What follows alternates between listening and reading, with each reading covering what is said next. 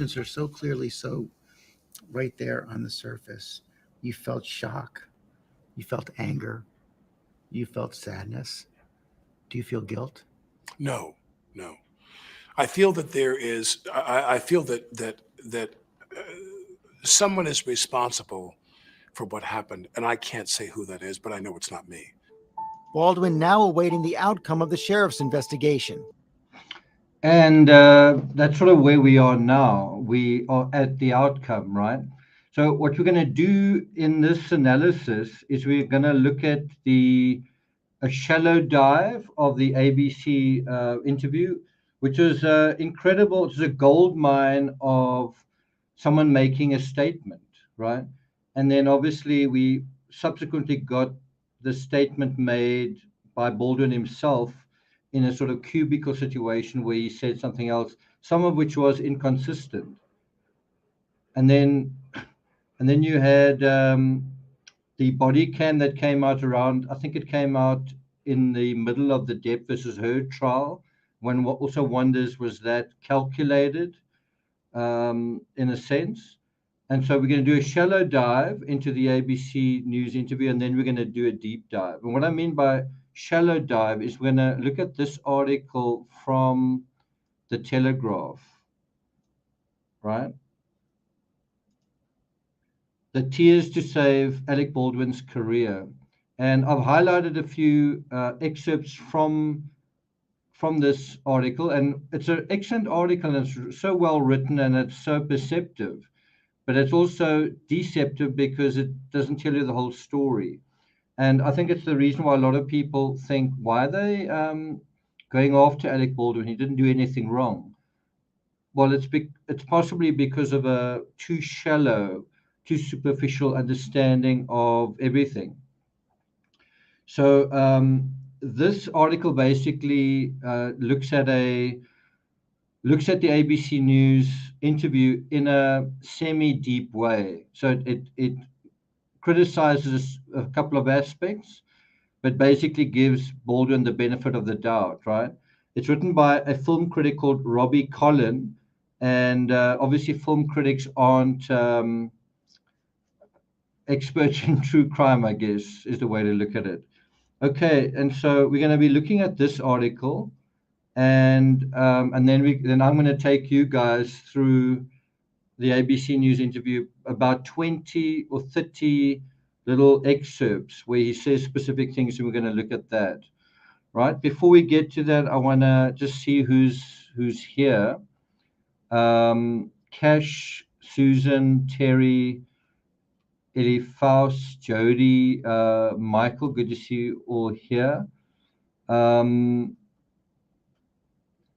Is there anyone here who has no idea what the legal process was and what the journey was to here? So this is essentially episode 90 in my coverage of this case. Basically episode 90. Are there any of you here that have followed it on this channel from the word go, from the get-go? John says, maybe it's just me, but the armorer charged for not doing a good job. I'm not sure what you mean by that. What do you mean? The armorer should have been charged, or only the armorer should be charged? Jonathan, good to see you. Matt says, I believe 3/4 of what Baldwin said has made it worse, but it'll be hard for me to see him get jail. Yeah, that's really what makes this quite interesting, is you've got the same charges for two different people. One is sort of 20, I think she's 23 years old, who's got really no money and is kind of a sitting duck in terms of these charges. And then the other who's got 60 million. I do agree that there's no way Baldwin is going to do any jail time, I don't think. And I personally don't think there's much chance of him even seeing the inside of a courtroom. But if he doesn't, and Hannah Gutierrez does, it's nevertheless going to be the same damaging, harsh light right? People are still going to be talking about this. Okay. Timmy, you always come up. Anyway, let me pick my dog up. There you go. Say hello. Say hello. You want your Madonna and child moment? Okay. There you go. Settle down. It's just so hot. It's not really ideal to be holding a dog right now. It's just so hot and humid. Okay. So, couple more comments. I haven't followed this case, only heard the initial info. Okay, so hopefully this will be somewhat educational for you. So what you see behind me is the crime scene of the church. So let's move myself slightly out. And you can see that they found bullet casings. Two people were injured in the scene, Helena, and who was the cinematographer, and then also Joel Souza, the director, right? There were about between 12 and 14 people present in the church when Helena was shot. So you could potentially have had more injuries and even more fatalities. So think about that. It's not just did he point a weapon at the cinematographer. There are 14 people in a church in the set. Any one of them could have gotten shot, right, in that situation. So you're handling a gun. Should you check whether it's loaded with live ammunition when you're in a closed building with 14 people inside it, right? So that's kind of what you've got to think about as well. One of the reasons the armorer, I think, wasn't in the room was they were going to do sort of a shootout, dramatic shootout later that day, and she had a lot of other work to do. But there were also, I think, COVID protocols. So bear in mind, this all happened in the middle of this sort of pandemic, where they were wearing masks and all that sort of thing. And you see that when you go through the archival footage, when you go through the body cam, you see people wearing masks. It was shot in the middle of the pandemic, and one of the reasons why the movie came about to begin with was because the pandemic had shut down big budget films and that sort of thing, and so the door had opened for this sort of production, right? Okay. Thanks a lot for that. Thank you.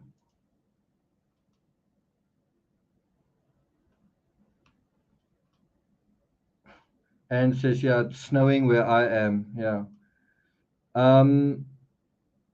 Camille says, if he was truly just handed a gun and told it was cold, then it isn't his fault. The crew would be at fault. It's not like that. There are rules on film sets, right? There are rules on film sets, and someone telling you something a certain way, little bit like saying if someone tells you not to drink and drive, and you then drink and drive and kill someone, you can't go back and say the person who told him not to drink and drive, they're at fault, who then let him drink and drive. Does that make sense? So it's not quite as simple and obvious as it sounds. There are certain rules on a film set, such as you don't ever point a gun at anyone, right? And even if the person says, please point the gun at me, you don't do that. Does that make sense? Okay. So we're going to now go through the ABC News interview, but a shallow dive via this article. I hope I've got it in order here. Hope I've got it in order. So that's a photo actually taken by Helena Hutchins. It's on her Instagram. That's basically of the film set in Santa Fe, New Mexico. Well, near Santa Fe. So I just want to, Timmy, I'm going to actually put you down. So I want to lead you into the ABC News interview. I will give you the links to that to watch on your own time. I'll put it in the description. So those of you watching this on replay, I do recommend you watch those entire interviews. That's basically on ABC News on YouTube, part 1, 2, 3. I do recommend you watch those from beginning to end. You might want to take a couple of notes as well. So the writer from The Telegraph, the movie critic, writes, for Baldwin, the winner of 3 primetime comedy Emmys, was the appearance in that interview was very against type. Eyes shining with sincerity, face part shrouded in shadow, the usually suave, sardonic 63-year-old actor spoke in a voice gravelly with sorrow, as a cello and piano played plaintively in the background. So there's sketching the whole tone of that interview. And the bottom line is it ended up being a performance, right? It makes you feel sorry for him. It seems very somber, the appropriate gravitas, right? And if you think about it, in a way, it's not the way we used to seeing Alec Baldwin. He's usually making jokes. He's usually sardonic, right? And here he's in a totally different setting. And so it does kind of ask the question, well, was he being sincere? His eyes are shining with sincerity. The things he's saying seem to be sincere. The things he's saying seem to be sincere, but is he sincere, right? And that's the sort of thing we want to look at. And I mean, isn't that what we do in true crime? We look at statements and we check them for micro expressions. We check them for deception, I guess. We check whether there's misdirection and all that kind of thing. And so that's something we want to look at in terms of this interview. And we've looked at it in terms of in the beginning stage, right? And now we're going to come full circle and look at it given what we know about the charges. And I wouldn't be surprised if the case does go to trial, which I doubt, if his case does see the inside of a courtroom, which I doubt, but if it does, I wouldn't be surprised if that interview is kind of material sort of evidence, if it's played in court. There's civil cases pending against him, I think at least 2 or 3. That could also lead to the same thing, courtroom appearance and the interview played. And so one of the things he said, I'm going to play this to you, but he said, I would go to any lengths to undo what happened. And then repeated that for emphasis. And to be honest, I read that in a totally different way. Like, I would do anything to undo what has happened. Not so much the thing of, I wish Alina was still alive. Obviously, yes, but also didn't it also mean, and hasn't it also meant that I will go to any lengths to undo what has happened by saying certain things, to undo what actually happened by just speaking in a certain way and giving a certain impression. And then the question is, did he succeed in that? Did he succeed in undoing what really happened with words and Instagrams and so on? Did any of you get that sense when he said, I will go to any lengths to undo what happened? It's a true statement, but what does he actually mean by that? Okay. Then one of the details, this is from the Telegraph, one of the new details to emerge from the interview was Baldwin's claim that he did not, in fact, pull the gun's trigger. So he goes on to this, he goes on to do this exclusive interview, but make no mistake, he's trying to shape the narrative in a certain way. And part of the way he does that is he says, I didn't actually pull the trigger. In other words, what he's implying is that and this is what the movie critic is saying here, is that the release of the firing mechanism appeared to be the result of a mechanical fault of some sort. Well, that is not what the sheriff's report found. That's not what the sort of ballistic examination came up with. They didn't take that weapon to pieces and find, wow, it's actually in terrible shape. When you put it in this position, it just fires itself, right? That's not what the sort of sheriff's and investigative report found. So either the investigative report's wrong, or what is being said here is not accurate. So which one is it? Also, if the gun didn't fire itself and it wasn't a mechanical fault, saying that so early, shaping the investigation, right? And then how many? That was like December. It came out in December, early December, 2021, I believe. So that information had a year to stew in everyone's minds, and then as a result, when the eventual charges come out, it's like, but hang on, he didn't do anything. He's innocent, because it's stewed in everyone's minds. And one of the actors that's responded in his defense was Mickey Rourke. Maybe he was also influenced by what was said in that interview. I'm sure you watched it as well. So anyway, the famous lines was, "I let go of the hammer of the gun and the gun goes off." Meaning, and that's the part that differs from what I would have imagined could have happened accidentally. Meaning, he's saying that his fingers on the hammer, his fingers on that hammer part at the back, and when he lets go of it, the gun goes off. He's not saying that when he pulled the gun out, the gun just went off, meaning that when he whipped it out, his finger could have just touched the trigger. His finger in the trigger cage could have just touched the trigger long enough to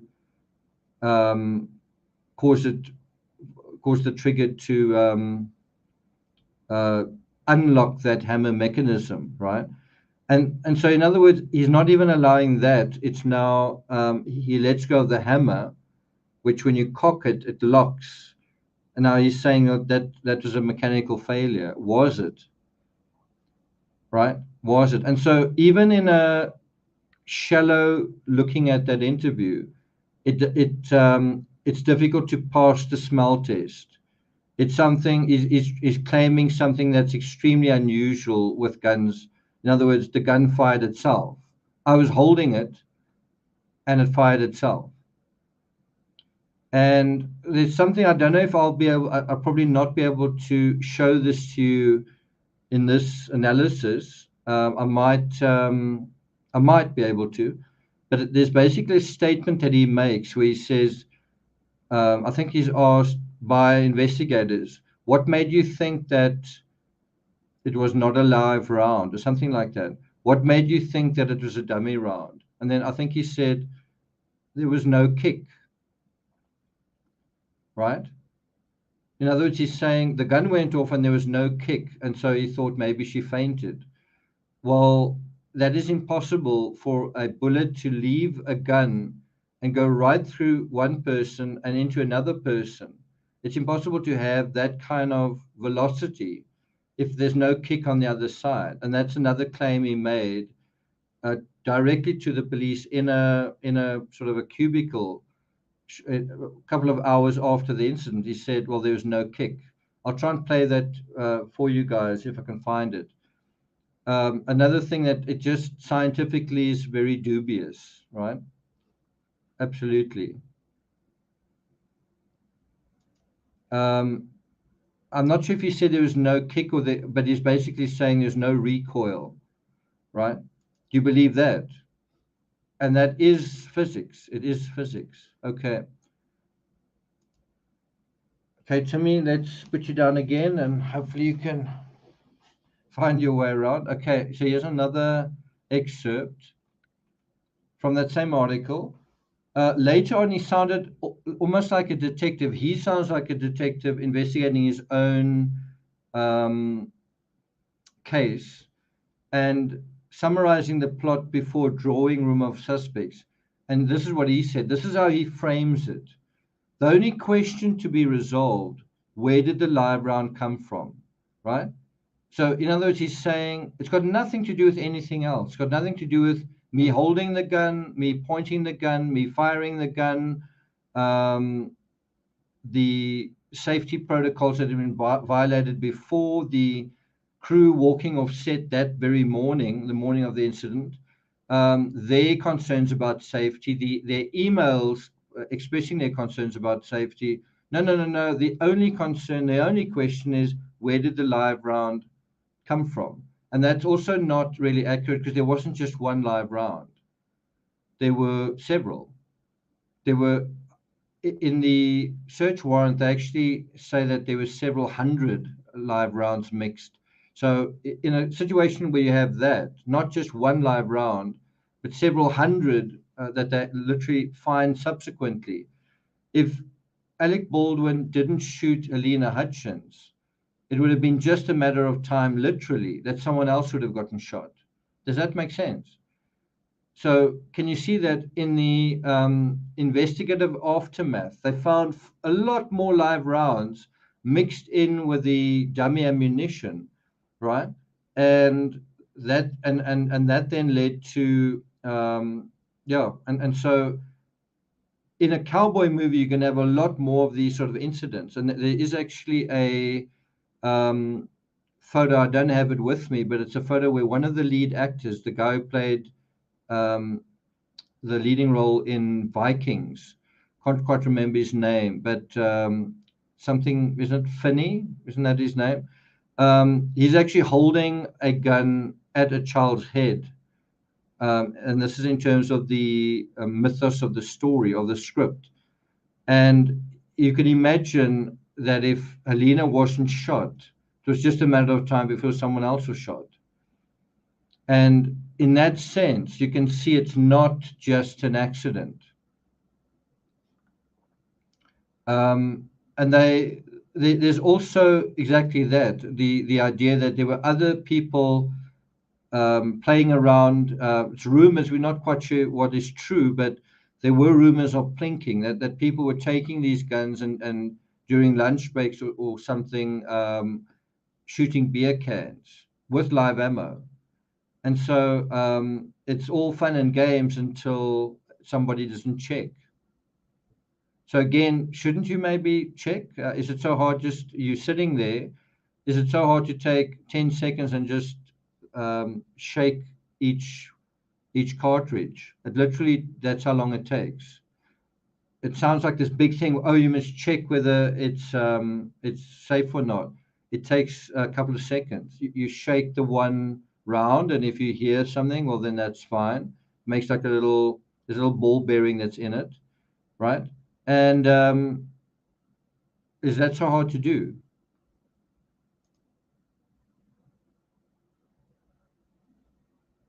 That's actually it. Sorry, that's his name. That's the actor's name. There's a photo of him in character holding a gun to another child actor's head, and you look at that and you think, wow, that could have actually ended in tragedy as well.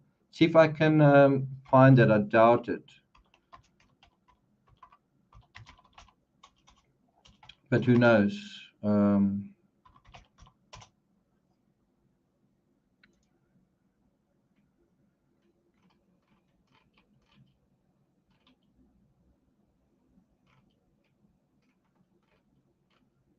I don't.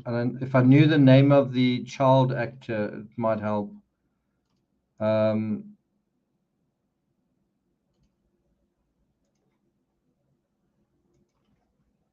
Just give me a second.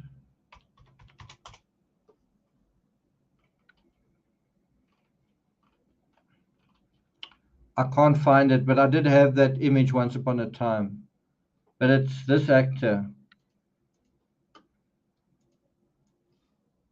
So there's the entire crew of Rust.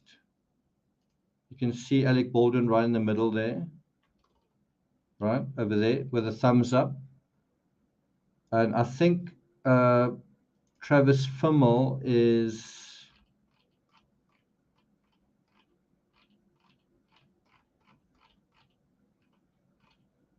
some of the actors. That's not him. That's him. So anyway, that's the actor who directed that weapon. So here's another article that I've just stumbled on in trying to look for that particular image. FBI report reveals Baldwin's false statement about Rush shooting, right? And I think that's to do with a recent FBI report states Alec Baldwin's statement saying he never pulled the trigger will not hold up, since the firearm would not shoot without the trigger pull. Okay. So can you see the plot's already thickening just in terms of our analysis here? Okay. So that is not the only question. Where did the live round come from? It's one of the questions, but it's definitely not the only question. And that is what the writer says here. He says, of course, there are many more questions, including the matter of his own responsibility as a producer for the running of a safe and responsible set. Now, someone sent me a message where they said, well, I watched something on some interview somewhere, I can't remember what it was, but Kirk Nomi had said, you know what, in the courtroom setting, we check, somebody checks the gun, and then we never check it again, and so like this argument that so how on earth can you find Alec Baldwin guilty, or how can you charge him if in court you have somebody who checks the gun once and then that's it? Well, a courtroom is not the same as a movie set. Also, in a courtroom, you don't pretend to be firing a gun, and you don't load a gun with dummy rounds in a courtroom. You also don't need to be able to look down the barrel and see the dummy rounds in it for cinematic effect. You're not trying to actively dramatize things with many different guns, kind of thing. So that is a very weak, what's the word? It's like a very poorly constructed analogy. A courtroom is not a movie set. And I think it's a little bit reckless and sort of ill-advised for an attorney to be making a statement like that. Well, okay. I suppose if somebody wants a pro Baldwin comment, well, then that's what that is. But it's not very true. It's not really apt for what we're talking about. That's also true.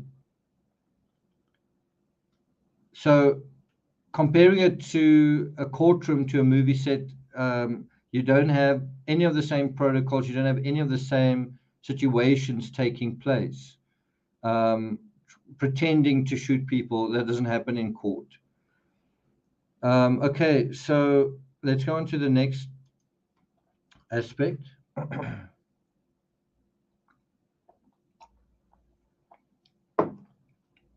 You might think that this is being pedantic, or that this is not relevant, right? Why are you looking at Baldwin saying, I couldn't give a shit about my career anymore? That's in that interview.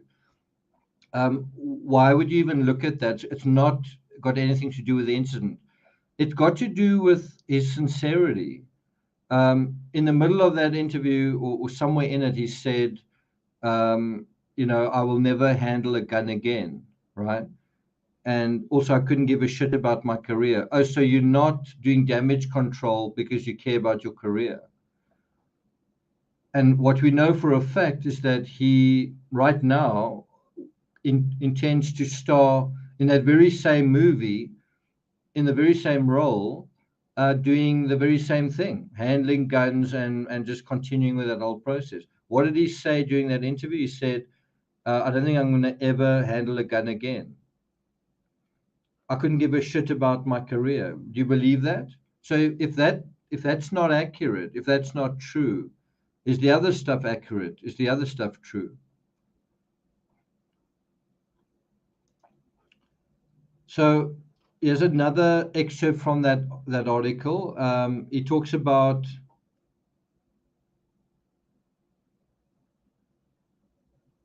so this is where the writer is using some critical thinking, and he says, why is he using this forum? Why is he doing a exclusive interview with ABC, but everything's just right? The settings right. There's some sentimental music playing softly in the background. The lighting is a certain way. When he's tearful, the camera zooms in on his face, and you sort of get a high definition version of him apparently weeping, right? And he says, well, why not do a newspaper interview where you have a reporter who's prepared certain things, and then you write it down, and it also allows the reporter to provide context through his own research. Why not allow it to go down that route, right? It also means you don't have a time limit on your statement, and you don't have things like music and lighting that sort of affects the way that the story is being presented. You now got it like in black and white, or in this case, black, green, and white. But do you know what I'm saying? So he says it could also be, couldn't you have done a statement in concert with IATSE, the Film Crew Union, which had been raising the alarm about unsafe conditions on set at the same time that this happened? Wouldn't that have been a better forum? And so he says instead he chooses to sit down, and he chooses that format. So the format he chose, is that the best way to make a statement, to effect change in this industry that you care so much about? So can you see he talks about the solemn lighting, the careful dialogue. The scene felt as calculated as the climax of an Oscar-hungry drama, the bit where the stoic hero finally breaks down and lays out his regrets. And you do see him crying, obviously. You see him wiping away tears. And then the question is, how did he really feel? And that's what we're going to deal with when we go through some of these clips. We'll play them in a second. So this is quite interesting. So I agree with quite a lot from this article from the Telegraph, but I don't agree with everything. One of the things he says is, one line in Baldwin's interview did have the ring of blunt, unrehearsed truth. He said, I can't imagine I would ever do a movie that had a gun in it again. Or guess what? Right now, he is. Right now, he is continuing to make the movie Rust. So did that have the ring of blunt, unrehearsed truth?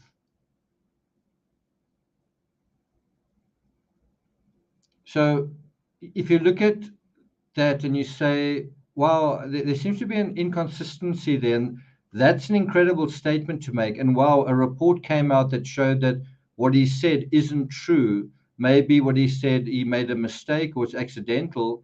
The alternative is what he said could have been deliberate, right? So which one is it? Did he make a mistake and assume that the gun fired itself?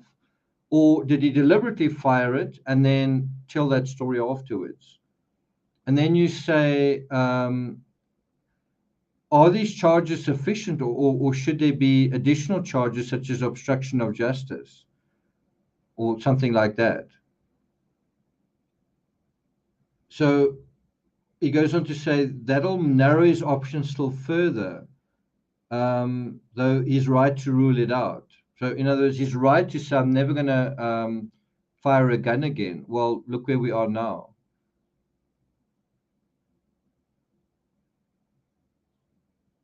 And he says, what's left is wounded gravitas and stony remorse. That's his opinion. Is that true?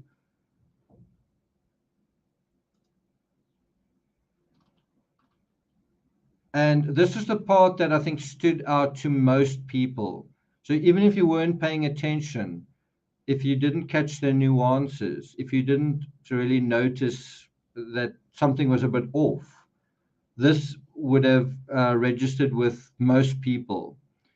And so he says, with the formal investigation into the shooting still underway, it was no surprise that Baldwin's answers sounded at least rather carefully scripted. And this is the thing. Any human being who played an instrumental role in the death of another would surely feel strong feelings of guilt, however unwitting that role might have been. Right? So that's absolutely true. When I was on vacation, I came across a turtle that had washed up, and then I made some effort to try and save that turtle, and ultimately looks like I didn't succeed. I feel kind of guilty about that. I sort of think maybe I could have tried harder. Maybe, I mean, I feel bad about it, but also think, isn't there more that I could have done? Right? And that's a turtle. That's someone that I didn't have a working relationship with. That's not even a person, right? If you're a human being, you know that intuitively you would feel guilt about this.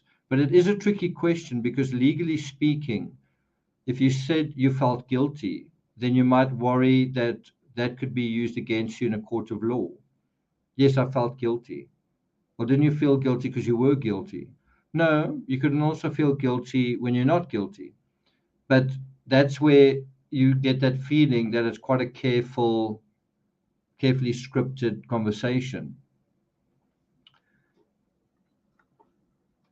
Joanne says he failed the first rule of firearm education, which is never aim a gun at someone you don't intend to shoot. Yeah. That also applies on a movie set. So that's the one thing I sort of disagree with. In other words, this idea that, oh, he said he's never going to pick up a gun again and he shouldn't and all that. Sorry, that was, I think he spoke about guilt there. So I agree with that. But I disagree with this. He said, there's no question that Baldwin's distress over the shooting is genuine. How could it not be? How could it not be genuine? Well, it could not be genuine if certain statements were absolutely untrue. And one of the things that I couldn't help thinking was, and you will hear it in some of the footage I'm going to play for you guys in a moment, you'll hear that when he's asked what happened, he says, did she faint? So in other words, he's saying that the gun fired itself, there was no recoil. Someone right in front of him, he's virtually the closest person to the victim, suffers a gunshot wound that goes right through her, right? And there's instantly a lot of blood, right? There's a lot of blood all over. And he says he stood over for a minute and she's still alive. She's still able to talk. She's still able to communicate her distress. And he comes away from that thinking, did she faint? And so you kind of think, didn't you see any blood? When you had a situation of, you had a gun in your hand directed at this person and the gun went off and there's a loud bang, right? And then at that moment, the person falls down right in front of you and you look over them. Did it not compute anywhere in your mind at any time that she'd been shot, that you'd shot her? And he sort of makes the statement with a lot of sort of artful performance, with a lot of emphasis, that it was only when he was sitting in the police station hours later that the officer sort of showed him that there was a live round that he realized, oh, that is what happened. Well, it seemed like everybody else knew what had sort of happened. And you also have the enigma of the 911 call from the script supervisor saying, where they say, what happened? And you can hear she doesn't really want to say. She was in the room and she's suing Alec Baldwin now, but you kind of get the impression from that 911 call that she didn't want to say. I wonder whether I can play that 911 call for you. Let's see if I can.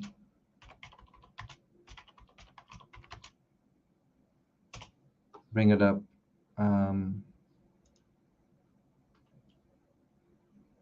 Okay, I do have it.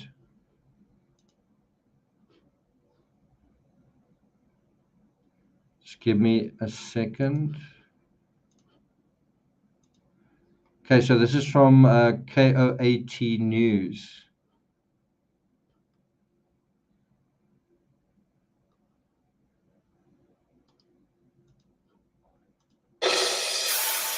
Tonight. You guys ready? Here we go.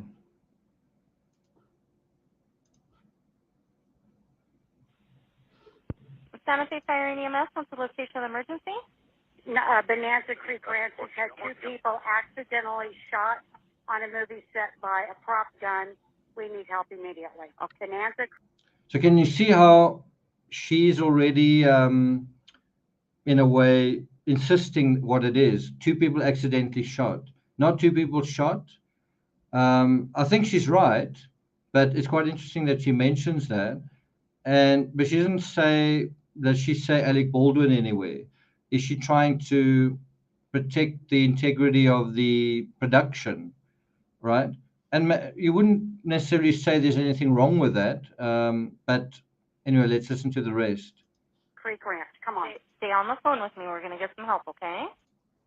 The other thing is, can you hear there's a little bit of an edge to that where she's kind of says, come on. It's someone in an emergency situation that is sounding quite urgent. Let's go to that again. Santa Fe Fire and EMS, what's the location of the emergency? Bonanza Creek Ranch has had two people accidentally shot on a movie set by a prop gun. We need help immediately. Okay. Bonanza Creek Ranch, come on. Stay on the phone with me. We're going to get some help, okay? Don't hang up, okay? Hold on just 1 second. It sounds like somebody else is calling for two ambulances. You better make good.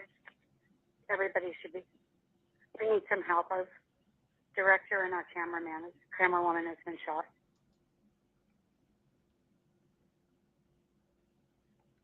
Are they going to take him to the road?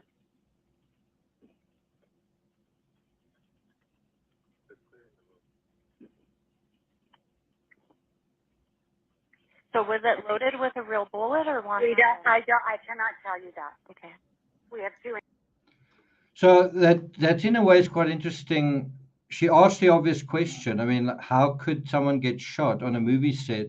She asked, was it loaded with a real bullet? And the answer, I think, is telling. I cannot tell you that. Can you say that I think that's true?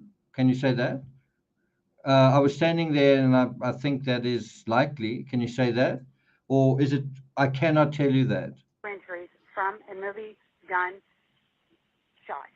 Okay, we're getting them out there already. Just stay on the phone with me. Now I must say, in this situation, Alina was actually still alive. And it does sound, although this woman is doing the right thing, she's calling 911, it doesn't seem to really have the right amount of urgency and emotion. It already seems quite matter of fact. Can you get someone over and, you know what I mean? It's sort of pretty matter of fact for a life and death situation. Okay. No. I'm a script supervisor. How many people were injured? Two, that I know of. I was sitting, we were rehearsing, and it went off, and I ran out. We all ran out. They were doubled over, the AD and the camera woman and the director. They're clearing the road for you to come back. We're back in the town. We're back in the western town. Okay, so at this point, Alina was still alive, so she lived for about 1 to 2 hours after that. She was shot under the, I think, left armpit. She was turned slightly, shot under the left armpit. The bullet went right through her, exited by the other shoulder, and then hit the director in his shoulder. Yeah, and then she says they all ran out. I think the story was that they went out because the medics arrived. That's one story. Yeah. Is there any serious bleeding?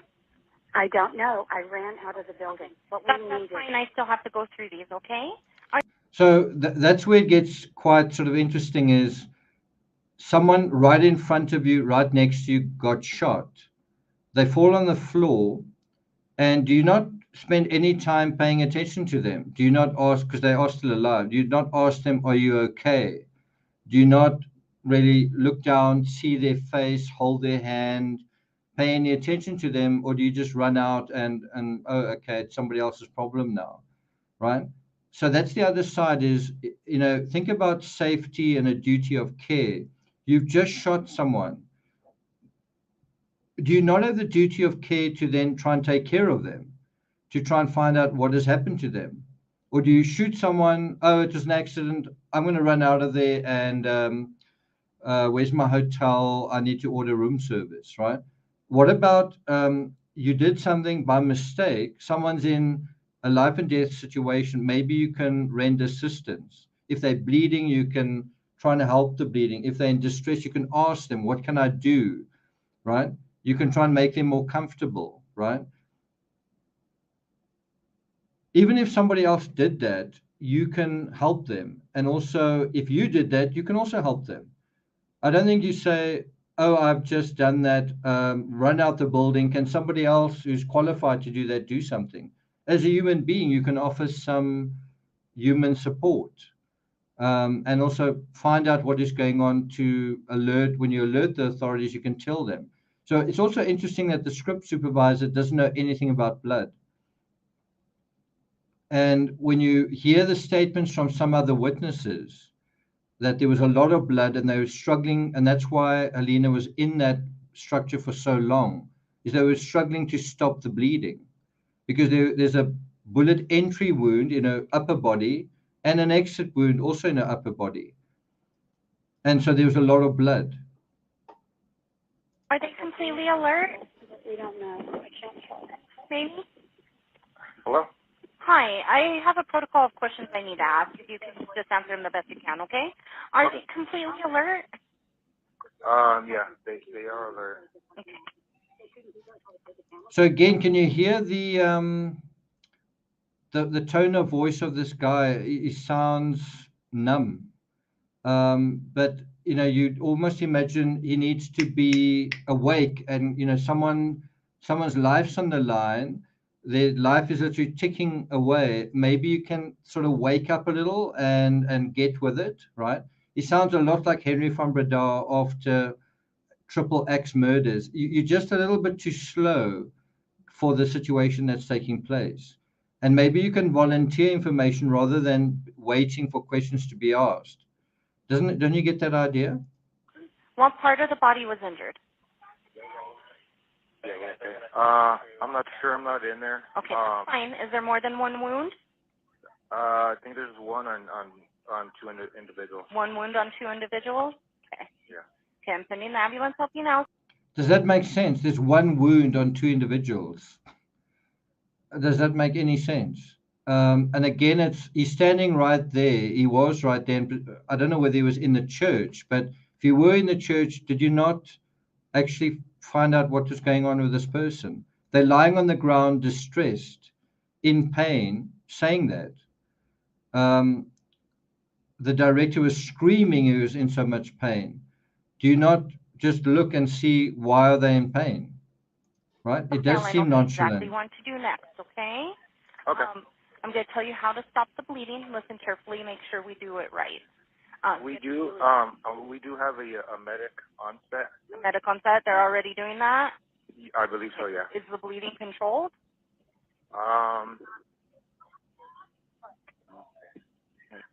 Let me see if I'm allowed to get as close as needed. Be around 33.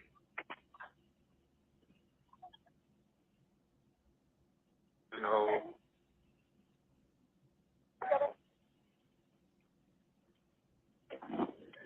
Where on the set are you guys? Coming around to that as well. We got one laying down. Where on the property are you guys? Like in front of you. We're on the now. We'll have It's quite incredible, just the slow, sleepy way that he's talking about this. You can almost imagine it's like, I left my coffee cup on a table. Can you find it there? And it's like, I'm not sure where it is. Yeah, maybe. And it's sort of talking to somebody else. It's like, do you realize that someone's life's on the line and this is a 911 call? Do you realize that, or do you need kind of a reality check, right? And so that's the sort of, seems like they're in a dream world within this movie setup, and this is during the 911 call. And so then you go into the ABC interview, and then it is that a dream world? Is that a Hollywoodizing what really happened, or what? What are we dealing with here? And what I found so fascinating with investigating this case was that same question I ask in all of the cases I cover. How good is your grasp of reality, right? Yours as the investigator, but also you as the potential perpetrator or victim or witness or whatever. Well, yeah, you have a movie set with actors and so on. And as it hits you what reality is, and how do you deal with reality? And then also, how does the media deal with reality? How does the movie industry deal with what has happened? And it's so ironic because the whole thing is you put dummy rounds in a gun to resemble reality, only for reality to overtake you. And then how do you deal with that reality? Do you go back to a default pretend setting, or what do you do? I just found that all of that conversation quite interesting. Let's play the end of this 911 call, and then let's get started with the ABC News have a van. interview. Okay. It'll be gate 1. And I can see that we have a van out there, so that way we could, in a sense, kind of escort you out here. Can you see in his hand, Baldwin is holding a mask? And so that is part of the fabric of this case. You had COVID protocols. So if you say, why was the armorer not in the building, right? Why did she not hand the weapon to Baldwin directly? My understanding is that to some extent there were COVID protocols. Even so, there were 12, 14 people inside that smallish building, right? So although that's a possibility, I'm not sure if absolutely she couldn't have been there, but I think there was that aspect that one's got to deal with. The COVID protocols, even when she's an armorer, it's also, well, we've got to do this. The other side to it is if you're not obeying gun safety protocols, were they really caring about COVID protocols? You think about it that way. Okay. They're getting there as quick as they can. I just reassure help is on the way, okay? If you get more information or if anything gets worse in any way, call us. Okay, so that's where we are. So West Windy Moto says, I don't think he's guilty of wrongdoing. The district attorney does, and the FBI do. But yeah, that's where we are. There's a lot of difference of opinion on this. Yeah, that's also true. She was doing multiple jobs. Okay. Right. So we're going to come back to, I just want to finish off with the Guardian writer. So can you see it says he was still giving a performance, right? In terms of this ABC interview, he was still giving a performance, and one which will determine if the public will be able to accept him on their screens in the years ahead. I think that question is still kind of underway. But one thing that I'm not sure if I agree with is he writes here, photographs taken in the immediate aftermath show a man doubled over in shock and despair. But that was not the Baldwin viewers saw on ABC, with a full face of makeup, silvering hair swept back soberly back. Now, I feel a little bit differently. When I saw him doubled over there, he's in plain sight. Could he not have been doubled over in a bathroom in private? So where you see him doubled over, well, the next thing is on his phone. It's in that same setting. He's doubled over, and the very next thing is on his phone. Was he not aware? I mean, a celebrity, was he not aware that the press were there? And was he not aware that that would make a good photo? Just a question. I think that is it. So we have reached the end of that. So we're now going to go into the ABC News at last. So let's start with. I'm gonna play this one again. About do you feel guilty?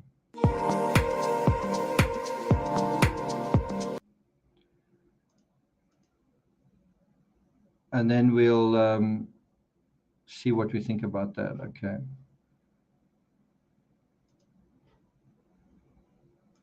That someone is responsible for what happened, and I can't say who that is, but I know it's not me. Baldwin now awaiting the outcome of the sheriff's investigation, hoping whatever it uncovers helps to ensure a tragedy like this never happens again. So what I want you to pay attention to is almost not what you're hearing and not what you're seeing, but the stylizing of all of it. So can you hear the piano tapping in the background, right? And think about that statement, someone's responsible, but I know it's not me.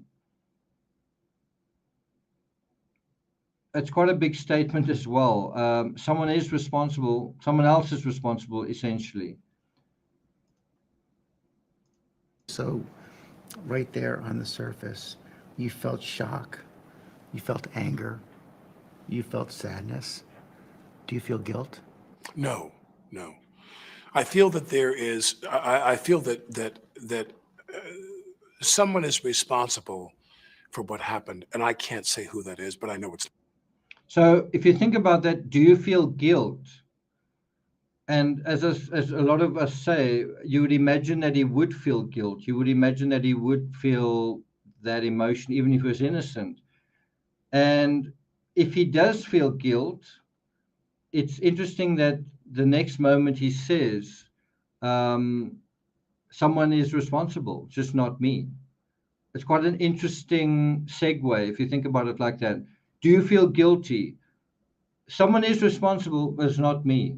You're right to ask that question because someone is guilty, but it's not me.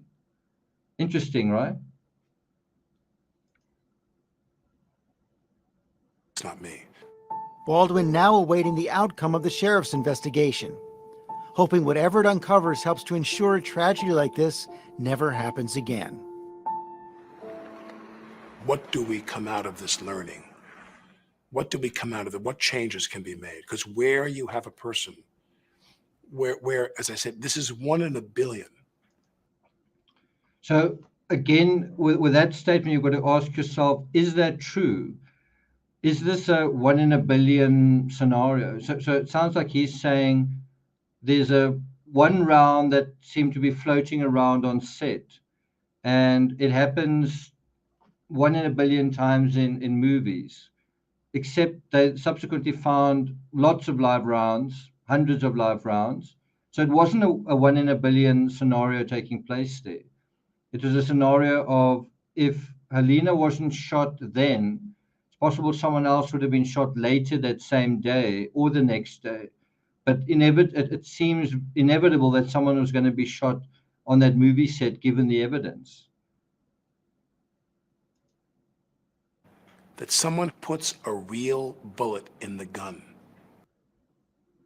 That never happens. And the idea that a real bullet was in that gun and would come out of that gun and kill that woman, that was not even in the realm of possibility. Why not? And that's the Why is that not in a realm of possibility? Of course it is.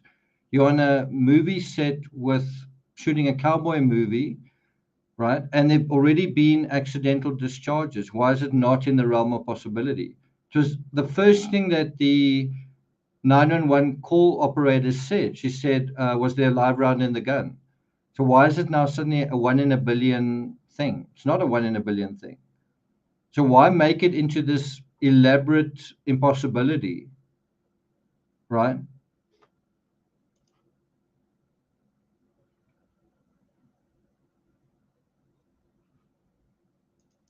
thing that they must find out is who brought bullets onto the set. Okay, so now we're going to go step by step through that interview. Let's see what's next. Okay, so it's this.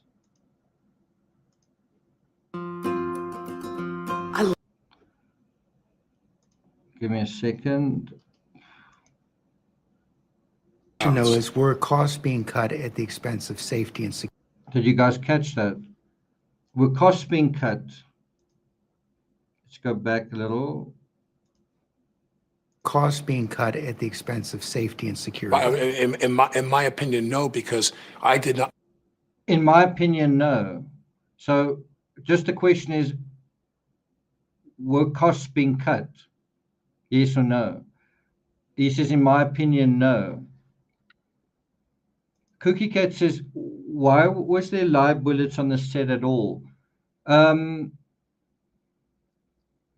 What seems to have happened was that the weapons, the weapons and the prop supplier, PD Prop and Arm, had received live ammo. And when you actually look at the investigative report, it is really a mess. It's a mess. The inside of that structure, and there's police photos of that, is just very messy in terms of the storage of everything. Let me see if I can bring that up. PDQ, prop and crime scene photos. Rust. See if I can find them at really short notice. Don't see any.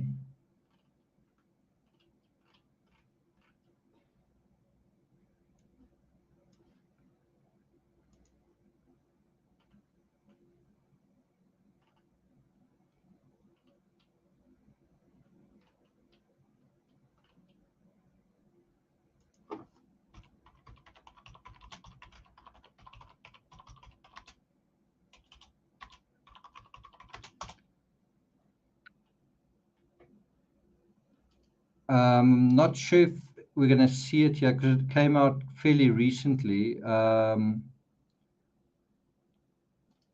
But let's see what we've got here.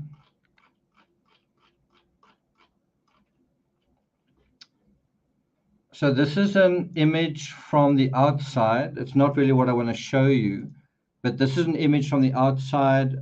That's the outside of the church, inside the structure where Helena and the director were shot. The door is on the other side. That is the armorer's moon bag. And you can see there's actually kind of a lot of the guns lying out in the open. Can you guys see that? The guns lying out in the open, and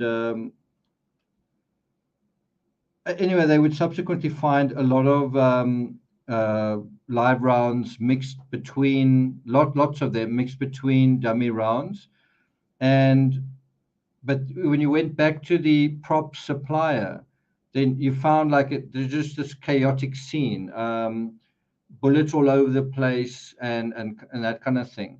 And so that's probably how it entered the set from that supplier.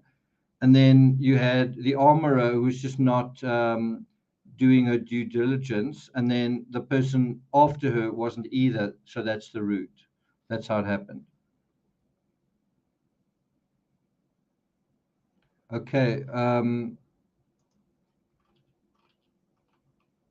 Here's another image of that church from above. Just want to see if I can find an image of the PDQ proper norms.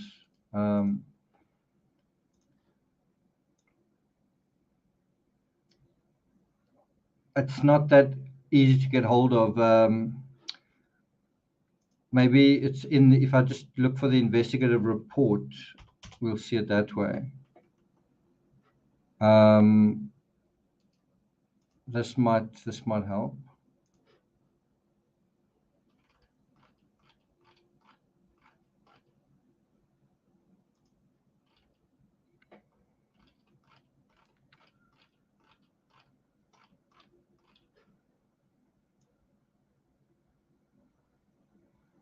It's 551 pages.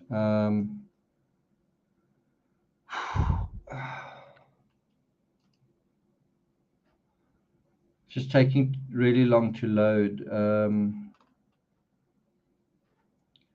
But I'm sure there are images in here.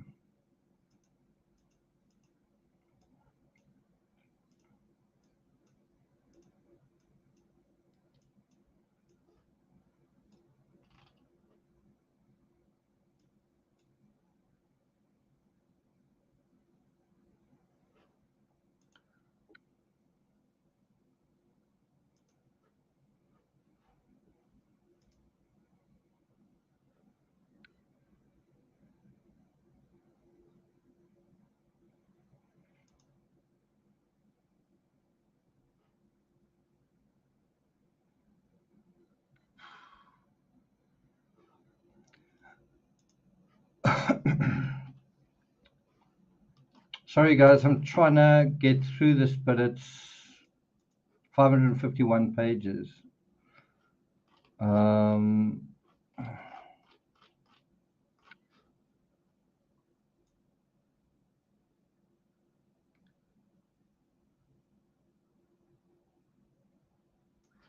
I'll show you what I'm looking at. Just trying to get to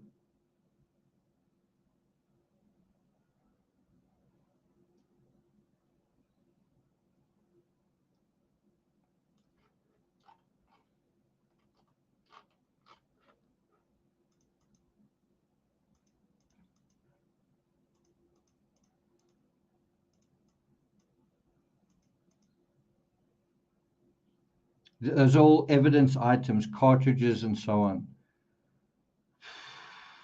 Okay, let's.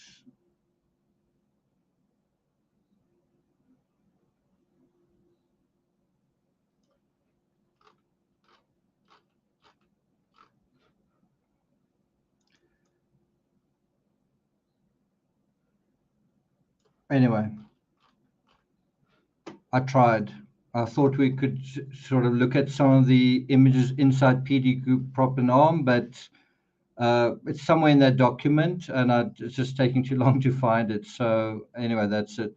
So let's continue just listening to his interview. Let's go to this section here.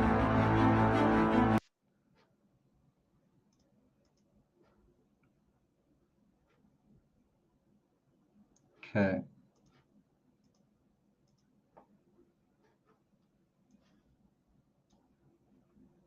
So you had no sense from anyone on the set that people had been stretched to the point where safety was compromised? No.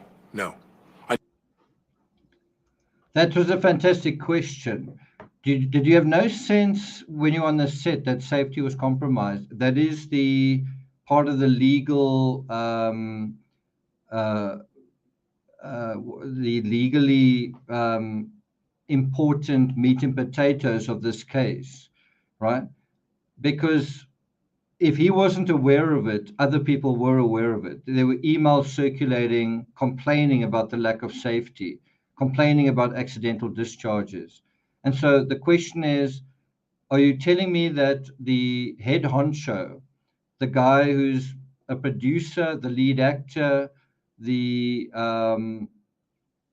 almost the founding father of this whole production, isn't going to be told by his fellow producers in charge, and also by the folks, the cinematographer, the director, some of the actors, are they not going to be mentioning things to him either? And he's claiming that he just didn't know about this.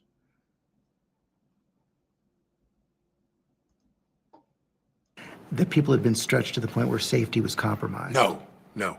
I never heard one word about that. None. Russ, Right? So I didn't hear one word about that. Nothing, absolutely nothing. Wasn't there anything somewhere where someone was so tired that they were sleeping in their car, and then they do, to ABC's credit, they do show this email. producers told ABC News Mr. Looper's allegations around budget and safety are patently false, which is not surprising, considering his job was to be a camera. So I find that quite interesting. Instead of showing Looper's email, which I think they do, but here is a statement saying it's all patently false. Was it patently false? Because look where we are now, charges filed. So I want to see if I can show that email that Looper sent. There it is.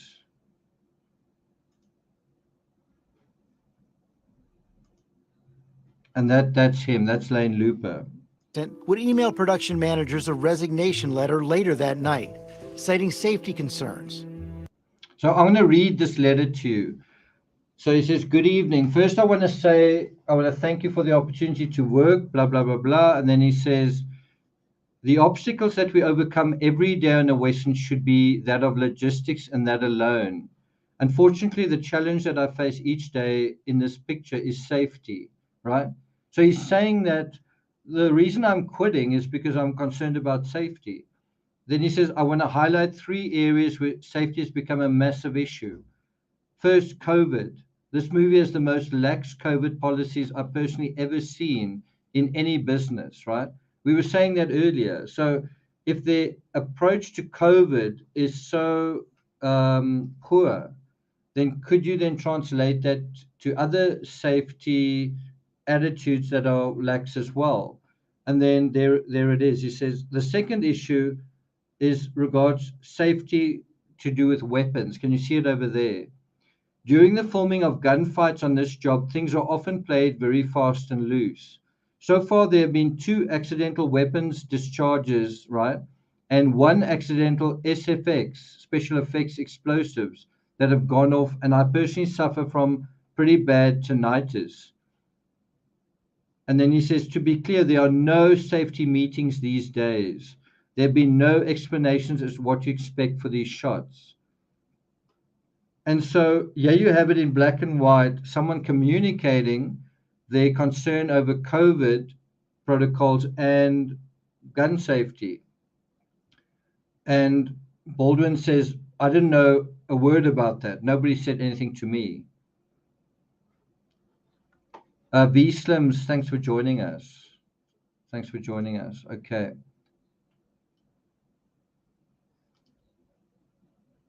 Let's go on to the next excerpt.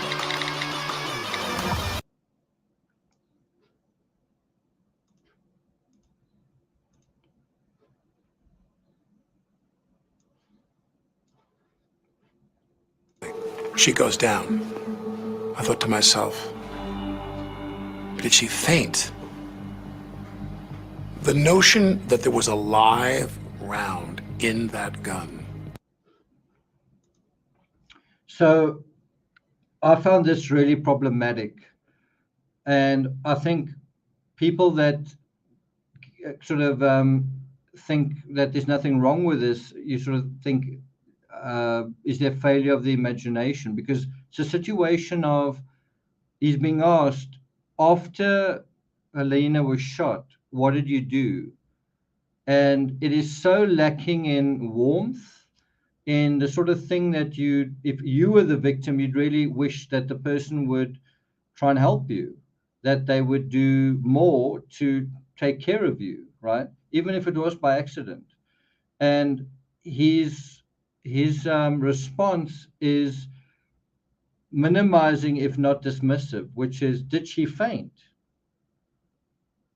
So is he saying that when the gun goes off in his hand, and whether or not it goes like that or just goes off and there's magically no recoil, the instant that the gun goes off, the person in front of him sort of crumples over and hits the ground. The first thing that computes is, did she faint? Wouldn't 99% of people say, did I shoot her? Has she been shot? And if she did faint, and I mean, the fact is she's lying at his feet now and she's conscious. She's not unconscious like she's fainted. She's conscious, she's talking, and her last words are actually recorded. I think she said something like, this is bad, something like that. So instead of asking us, did she faint, ask her, are you okay? Right? And when you ask these sort of questions, where you're really getting to is this statement with the piano music and the soft lighting and the makeup,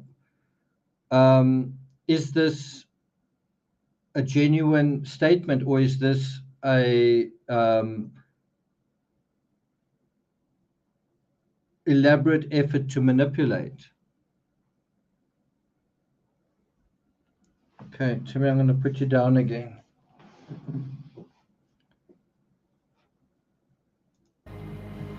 Did not dawn on me till probably 45 minutes to an hour later. 45 minutes. So can you see how he changes it from, so what happened immediately after Helena was shot? It goes, did she faint? And then he wonders where the live round came from. And then he said, that only dawned on me 45 minutes later. And the interviewer is quite shocked by that. Why would it take you that long to think the obvious? And he's saying, because it's incomprehensible, this idea that there could be a live round on set. Well, as I said, there were hundreds of live rounds on set. And there were these accidental discharges. So it's not a 1 in a billion. It was an accident waiting to happen. Minutes to an hour. Well, she's laying there and I go, did she get hit by wadding? Was there a blank? Sometimes those blank rounds have. Yeah, she's laying there and you could ask her, were you hit by wadding? Are you okay?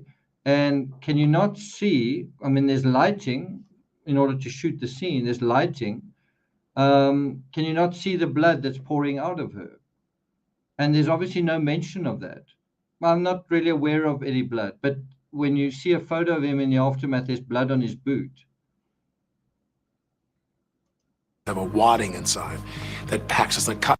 And there's a thing we talk about in true crime is when you're dealing with a disingenuous statement or someone is trying to avoid telling the truth, they cover that over with a lot of superfluous information. They tell you all sorts of details about things that you don't really need to know. And so here he goes into all of this detail about wadding and other things. The question has been, so what happened to Helena, right? So let's talk about Helena. What did she say? Where is she injured? How is she injured? How is she? What sounds is she making? And then blood. And no, let's talk about wadding. This is not a question of whether a dummy round was fired. It's a question of that a live round was fired. But now let's talk about dummy rounds. Like a cloth that packs the gunpowder, and sometimes wadding comes out and can hit people, and it can feel like a little bit of a poke. Except that's not what happened, and it wasn't a little bit of a poke, right? Okay, so let's go on to the next one. I think it's...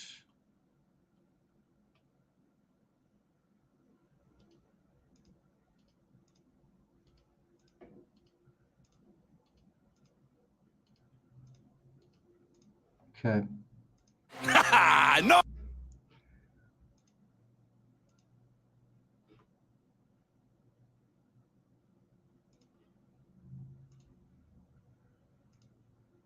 Okay, here's the next one.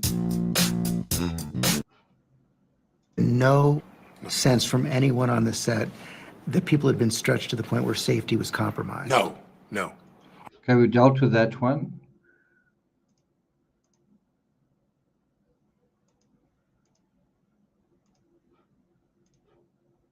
She goes down. But nobody told you what happened? No, no. Did It you know wasn't myself? until I was in the police station. Did she faint? Oh, a flash round, nothing. She goes down. I thought to myself, did she faint? Round, nothing. She goes down. Now, think about that. She goes down. It's actually not just her. Alina took a couple of steps back, crumpled to the ground, but also the director, he was also hit, and he screamed in pain, like immediately, right? So also think about it just in terms of a holistic sense. Why would you have the loud discharge, the loud bang of the gun going off, right? And then, of course, he doesn't mention that. Just that the gun goes off. Then did she faint? But Joel is screaming at the same time. So why is he screaming? At just after the time that the gun is discharged, right? Can you see how it when you start to think about the story, it doesn't quite line up. And he is carefully sidestepping some of the issues that were playing out right in front of him. You know, the length of time he spends dealing with what happened to her, talking about Alina, acknowledging her as a person, acknowledging what she's thinking, feeling, and doing, is basically she goes down, and then that's the end of his reference to her, right? So tell us about Helena. She goes down, and then the story goes somewhere else, right? Be empty. I was told I was handed an empty gun. If there were cosmetic rounds, nothing with a charge at all, a flash round, nothing. She goes down. I thought to myself. You see, she goes down. I thought to myself, could you not have spoken to her? Do you sort of, in that situation, you kind of go to some sort of cerebral place and wonder what could have happened? Do you see what I mean? It's kind of odd. Okay, so here's another excerpt. Hours later, I mean, it was like seeing aliens. It was utter disbelief over the idea. It was unacceptable, the idea that it was a live round. And so think about his words there. I think he's 100% right. It is unacceptable to him. We can't have the situation where there's the story involving me and there's a live round. So I'm gonna just it's too good for me, kind of thing. You know what I mean? It's unacceptable. No, that is what happened, and it happened because of certain other things, right? And then he does this. He makes this display of how he finds out that there's a live round. Someone actually tells him.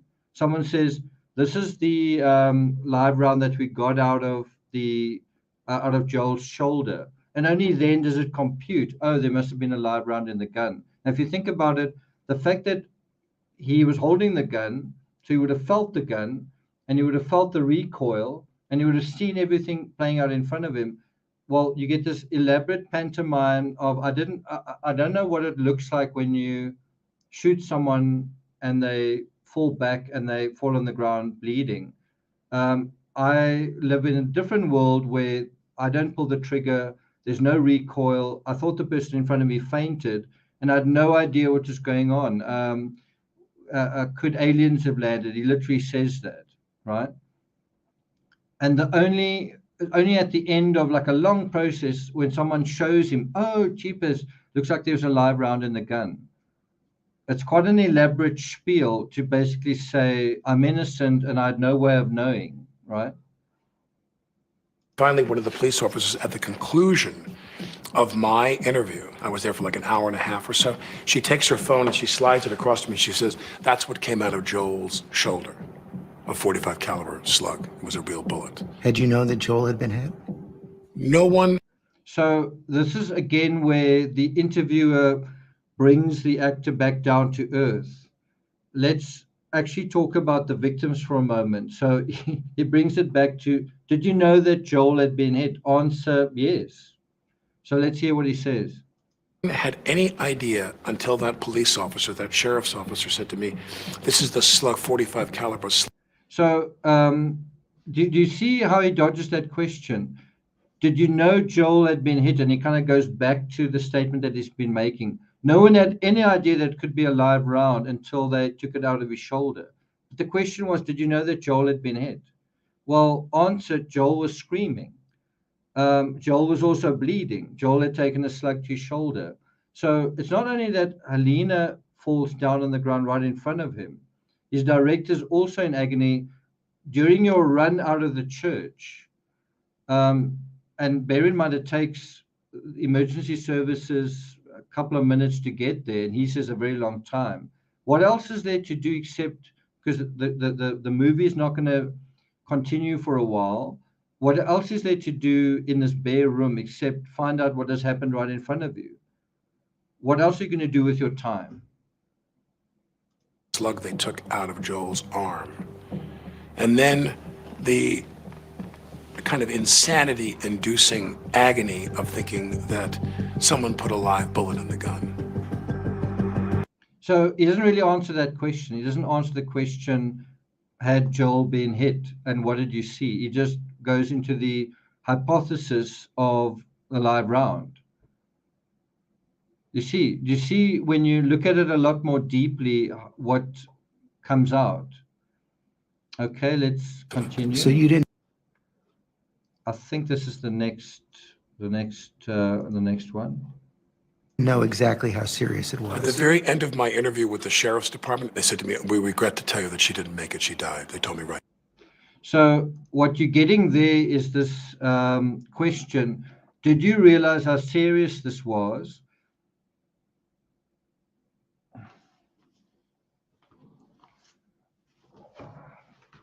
The fact that this dog doesn't realize how hot it is incomprehensible to me, I must say.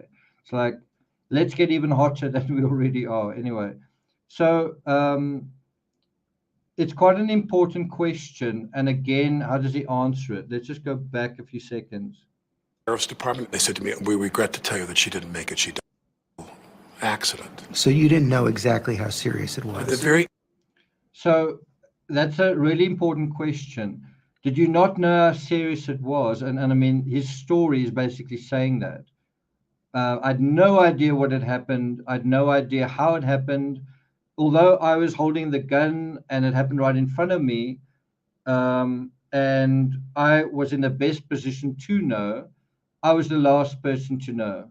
That's how innocent I am. I was the last person to actually find out what had happened. So you kind of have a situation where everyone else assumes what happened, and they write that she was shot with a live round, and they make this assumption almost immediately. And the person who actually shot the live round doesn't think that until someone tells that to him. The thought doesn't even occur to him. It's so improbable. And that is kind of how I felt. Was I thought, you know what? I feel sorry for Alec. It's not, he probably didn't do anything wrong. It's just bad luck, until he gave this interview. And when he gave the interview, I thought, I'm not sure if I buy that. And that doesn't make any sense. And went on and on and on and on. And I thought, that's not right. What about Helena? What about her story? What about her right to life, but also the story about what happened to her? Doesn't she have a right to that? And so I kind of made it my mission to honor her through just trying to find what really happened. And I still feel like the odds of the real story actually coming out are slim. It's probably going to be settled behind closed doors. the end of my interview with the sheriff's department, they said to me, "We regret to tell you that she didn't make it. She died." They told me right then and there. And I initially, I initially thought when you see the moment where he's told that Helena didn't make it, that she died. So she survived 2 or 3 hours after that, after the bullet. So she's still alive, and then during his interview, she actually died, and then he's told about this. It's communicated to him, and then he puts his hand over his mouth and he seems shocked. And I initially thought that was actually a genuine moment. And when you go through all of this stuff, it's quite hard to see any genuine moment, in my opinion.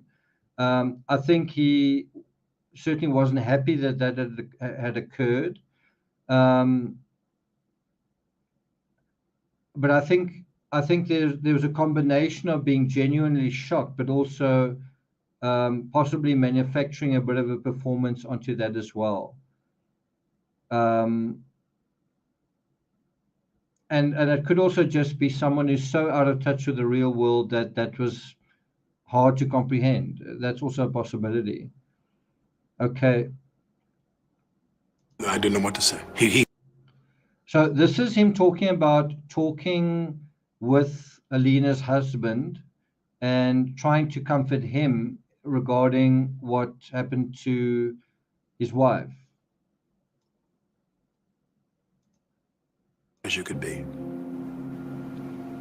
What can you possibly say to him? I didn't know what to say. He hugged. So this is kind of a moment where you ask, let's actually, and I've always thought of Baldwin as a likable guy, quite a funny guy, and whatnot. I enjoyed him in, I think he was in The Hunt for Red October, and basically found him to be quite a likable celebrity. Maybe he's got a bit of a temper sometimes, but here is a examination of his humanity on display. So all of the incident is past. The incident in the church is now past, and maybe you panicked and maybe whatever, but now you have a chance to show how do you comfort, how do you show your humanity to a husband. And then he's asked, well, what did you say? And he says, I don't know what to say, but he knows what to say in this interview. He knew what to say to the police. And now when it comes to a real human moment with a husband, he says, I didn't know what to say. Me and he goes, I suppose you and I are going to go through this together, he said.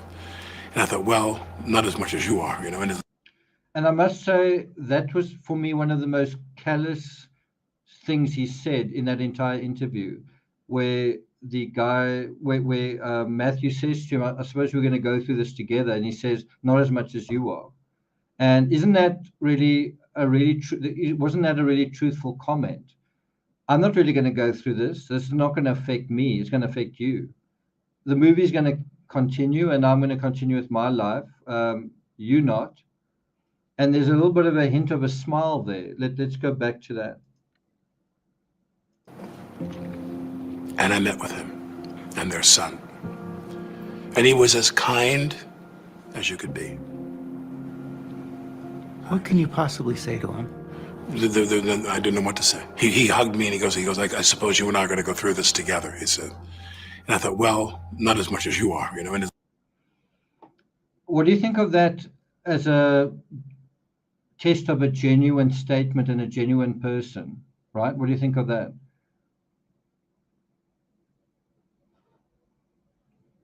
And I told him, I said, and here he looks a little bit more upset. I don't know what to say. I don't know how to convey to you how sorry I am and how I'm willing to do anything I can to cooperate. And so that seems like a very genuine comment as well. You know what? So from this point, I'm going to do whatever I can to cooperate. And so the question is, Alec, can we see your phone? And then they just don't get to see his phone. And that eventually made news headlines. in January, so this happened in October, by January, it's still not handed over his phone. And so it made news headlines, and there was actually kind of a response to say he is cooperating. And I think I can't quite remember how it went, that he said something like, had they not asked him for his phone, or he didn't know that they'd asked him for his phone, or something like that. And then shortly after that, I believe he did hand his phone over. But then I think they struggled to get what is on the phone off the phone. And then they had to get, I think, approval for that. And there was a story that you can't just, someone like Alec Baldwin can't just hand over his phone, because there's a lot of private communications that is not to be, it's not right that it becomes public knowledge. And so that needs to be legally sorted out. And then you realize, why is it such a problem just handing over your phone? If you are innocent, if you didn't know about these safety problems, why is handing your phone over such a problem? Did anyone else not hand over their phone, right? Okay, so let's go into the next thing.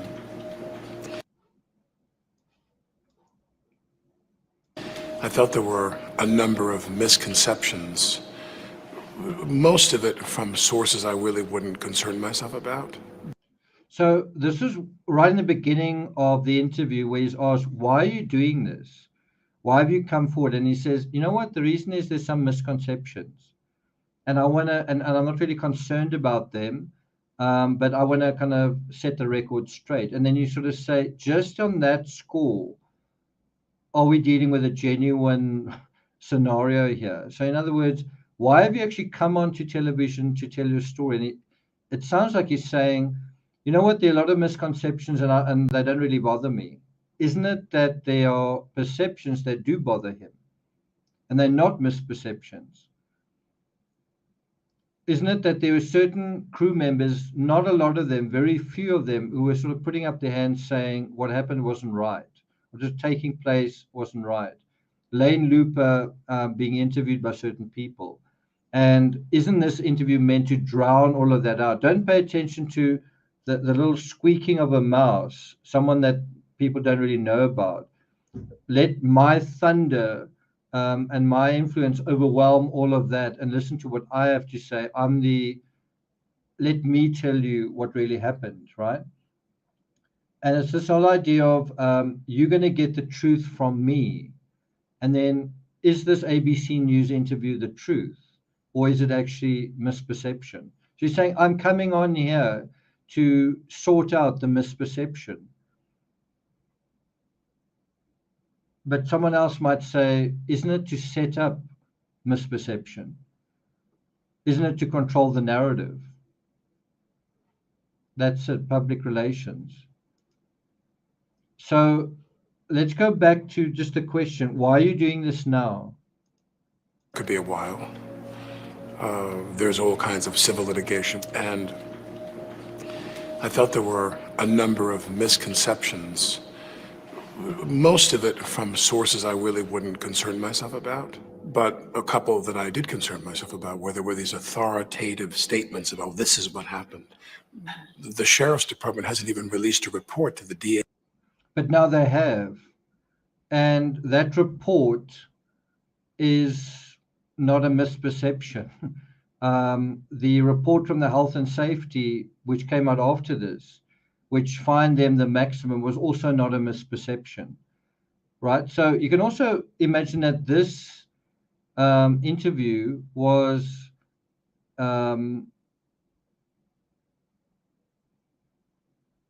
something that exerted pressure on the authorities, because they've now got a narrative that is out there that maybe the public that receives a sympathetic ear from the public. And if enough of the public believe Baldwin, then they can start criticizing public services like the police. Why are you investigating this guy when we've already forgiven him? So in a way, this can exert pressure on the authorities to speed up, rush the investigation, and also to end it in his favor, right? You aren't going to be able, you're not going to have the money to prosecute me even if you wanted to. Isn't this a show of power in that sense? Yet. The reason I wanted to sit down with you is because I really feel like I can't wait for that process to end in February, March. I mean, I'm not asking them to speed it up for my benefit. That's ridiculous. Is he not? Was he not wanting that? Can you guys speed this up because we need our movie to be sort of, we want to finish up with the movie. Can you quickly, just speed up? Someone has died. Can you just quickly wrap it up because we need to kind of get back to business? Now, where he says that I'm not really hoping that they speed it up for my benefit, doesn't that feel a little like a Freudian slip? Can you see how that same approach, imagine that on a movie set, where isn't he wanting them to speed up the production for his benefit? Because that saves money. The faster they make this movie, the more money they save, right? And so do you have a similar situation there? Putting pressure on the authorities to speed something up that needs to go through certain protocols. Didn't he also perhaps put certain pressure on his crew and on the whole production, that it gets made in a certain way, at a certain pace? It's not rust, it's rush, right?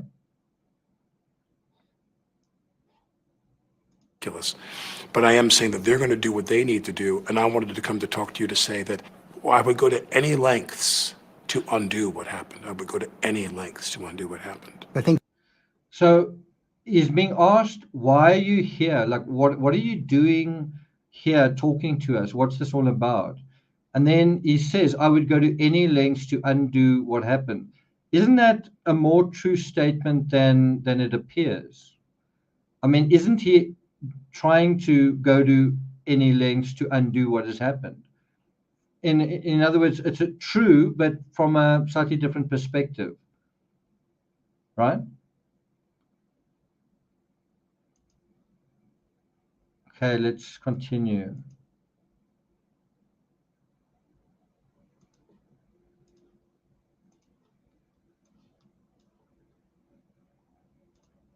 you felt shock. You felt anger. You felt sadness. Do you feel guilt? No. I feel that there is. I feel that someone is responsible for what happened, and I can't say who that is, but I know it's. So can you see also how this is, in a way, a campaign to say, I'm not responsible, someone else is? In other words, Helena was shot, right? Forget about the fact that I was holding the gun and I aimed it at her and I pulled the trigger, or I didn't do any of those things. So I'm here to tell you that someone else is responsible, right? I'm not responsible, but somebody else is. That's part of what this is also about. It's something happened, someone is responsible, but it's not me.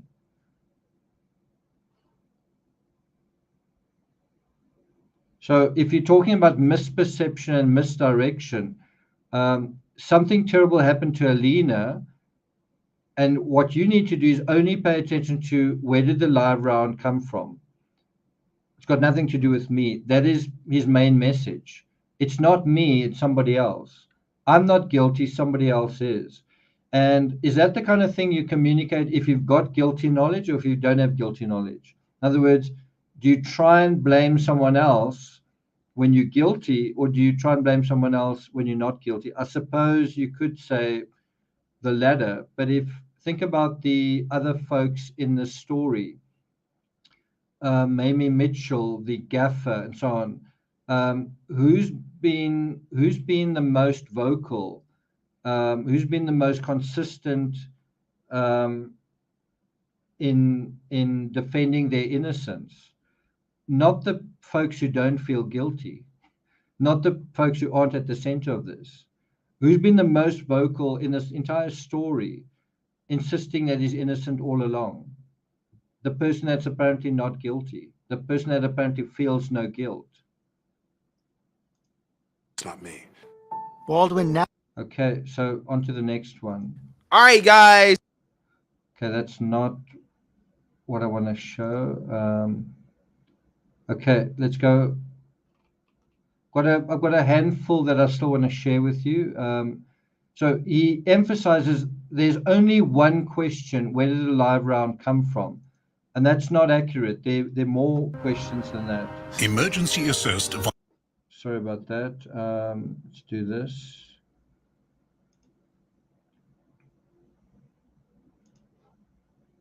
To be resolved, only one. And that is, where did the live round come from? The issue with that is there's only one question to be resolved, only one. And that is, where did the live round come from? Ask here. Hey, everything gets slowed down. The Zapruder film Ask here. And the issue with that is there's only one question to be resolved, only one. And that is, where did the live round come from? Now, I don't know if you paid attention to the audio in the background. It's gone now from the sort of sentimental piano music, the whole sort of let's be sympathetic and sentimental, to now it's kind of going to action. You sort of hear drum rolls, right? And it's around this thing of the only question that we need to ask is, where did the live round come from? Let's go after that person. So when it's regarding me and my involvement, it's soothing piano music, right? That's kind of what happened, you know. And then what we need to be doing, and it's right at the end, is we need to go after, where did that live round come from? Let's get activated. Let's stop being sympathetic, and let's deal with that question. That's the only question, right? Do you think that feels a little bit like mindfuckery? Let's listen to the music in the background now. Slow down. The Zapruder film Ask here. And the issue with that is there's only one question to be resolved, only one. And that is, where did the live round come from? Right, you hear like a thing in the background where it sort of reaches a climax, like, right? Let me play it again. Zapruder film Ask here. And the issue with that is there's only one question to be resolved, only one. And that is, where did the live round come from? You see how they dramatize it for his benefit. He says there's only one question that comes out here, and the music sort of reaches a pitch, and then there's a cliffhanger on the other side, and in that silence he says what it is, right? Yeah, it reaches a climax. So then you could kind of just ask the question, how innocent is this interview? Is the interview just, I just want to share what I feel, or is this interview something more than that? Okay, on to the next one. Sheet it down and tilt it down a little bit like that, and I cock the gun. I go, can you see that? Can you see that? Can you see that? And she says, and then I let go of the hammer of the gun, and the gun goes off. I let go of the hammer of the gun, and the gun goes off. At the moment, the decisive That was the moment the gun went off, yeah. That was the moment the gun went off. It wasn't in the script for the trigger to be pulled. Well, the trigger wasn't pulled. I didn't pull the trigger. So that's another thing that's quite a shocker, is that when they were doing a rehearsal, and he was never supposed to, in the rehearsal, fire. All they were trying to do was get the shot where you see the rounds in the gun. That's all they were trying to do. So it was kind of a rehearsal, and the camera wasn't even rolling. And the idea was just, take the gun, turn it in this direction, and that's all we want to see. So the gun was never supposed to go off. But when he's asked that question, he doesn't answer it, right? Notice that where he says it wasn't in the script for it to go off. He doesn't say, yes, you're right. So anyway, let's go back a few beats. The gun goes off. At the moment. Sheet it down and tilt it down. So I take the gun, I'm going to cock the gun at all. But we kept doing this, and so then I said to her, incidental shot, an angle that may not have ended up in the film at all. That was what I was told, I don't know. This was a completely incidental shot, an angle that may not have ended up in the film at all. So that is also that whole thing of is giving you a lot of superfluous information that's not really even necessary, but he's now going to take you through and it's quite amazing how much detail he goes to describing what he's doing, right? So he describes doing this and doing that and doing whatever, but the moment Helena's shot, then there's just no description whatsoever. Can you describe the look on her face? Can you describe what she's saying? Can you describe how she's lying? Can you describe where injury is? Can you describe the smell? Can you describe what you're seeing? Absolutely nothing. When it comes to just describing how he's pointing the gun, it's just incredible detail. And of course, it's all because she's telling him to do it, and he's he has no agency. He's an actor, and everything he's doing is exactly what she's telling him to do. And so you kind of get the impression from him that he's saying, my responsibility, and he's asked this question later on, what's your responsibility as an actor? And his responsibility is to do as I'm told. Does that sound like the kind of personality that Alec Baldwin is? I'm the kind of guy that just tell me what to do and I'll do it, right? Well, here we already heard that in terms of this investigation, he jumped the gun and he went and gave an ABC News interview because he couldn't wait, didn't want to sort of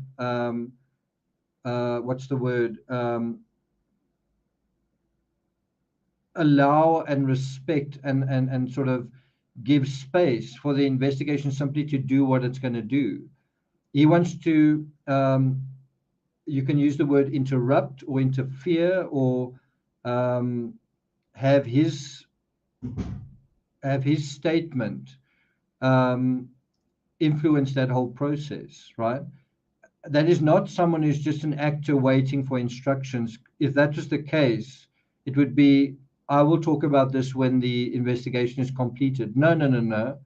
That's not what I'm going to do. I'm going to use every opportunity to tell my story the way that I want to tell it. And so this is what he says. But we kept doing this. And so then I said to her, now in this scene, I'm going to cock the gun. And I said, do you want to see that? And she said, yes. So I. And this is where I find it very curious is what is going on if the actor is saying to the cinematographer, do you want me to do that? Is that really a case that she's telling him to do something? I mean, think about the semantics here. She told me to point the gun at her, so I pointed the gun at her. But the other side of it is, I'm Alec Baldwin. This is my production. Do you want me to do that? Yes. Do you want me to do that? Yes. Do you want me to do that? Yes. Can you then really say that she told me what to do? I mean, isn't it he's directing her in how he wants to be captured? Do you see what I'm saying?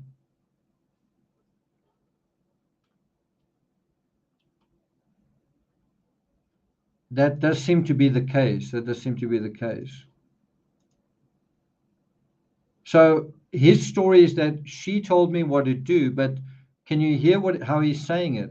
I asked her, do you want me to tilt it this way, that way, that way? And if she then says yes, does it mean that she told me where to point the gun? I mean, he's, he's suggesting to her what he should be doing. And so the question then arises, doesn't he elect?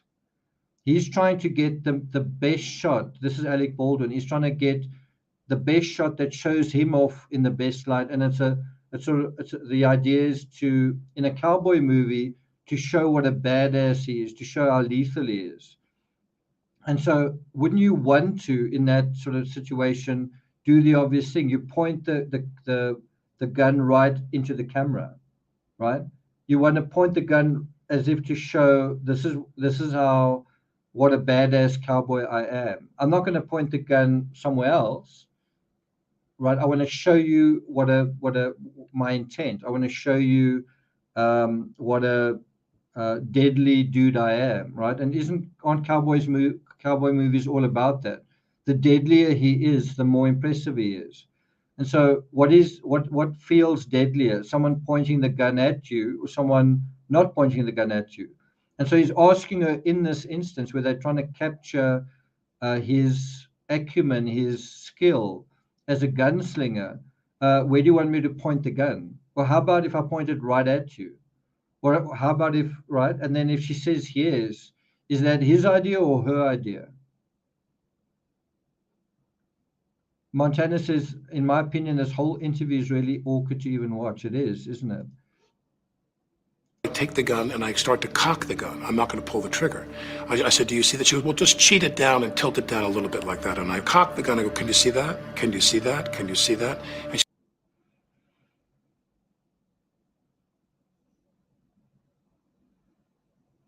so that's his story, is that he's holding the gun and he's changing the angle, and he's saying, can you see that? Can you see that? Can you see that? And she's saying, yes, yes, yes.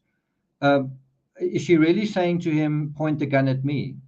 Or is he electing to do what he wants to do? she says, and then I let go of the hammer of the gun and the gun goes off.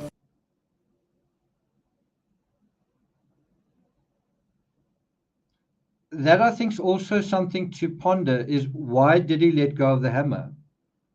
Why are you pointing the gun? Why would you let go of the hammer?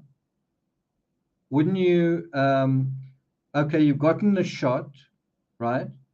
Wouldn't you then point it somewhere else, or sort of almost in the perspective of putting it in your holster or pointing it down? Wouldn't you then release the hammer? Why are you pointing the gun at someone and then you release the hammer? What's that all about? Do you see what I'm saying? So you can argue that I didn't pull the trigger, but what is this business about? I'm pointing the gun at you and I release the hammer.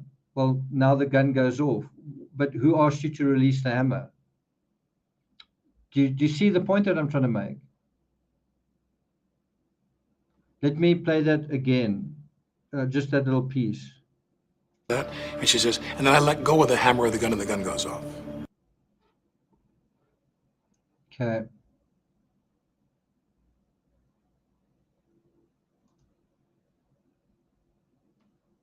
And then I think this is the second or third last one I'm going to play.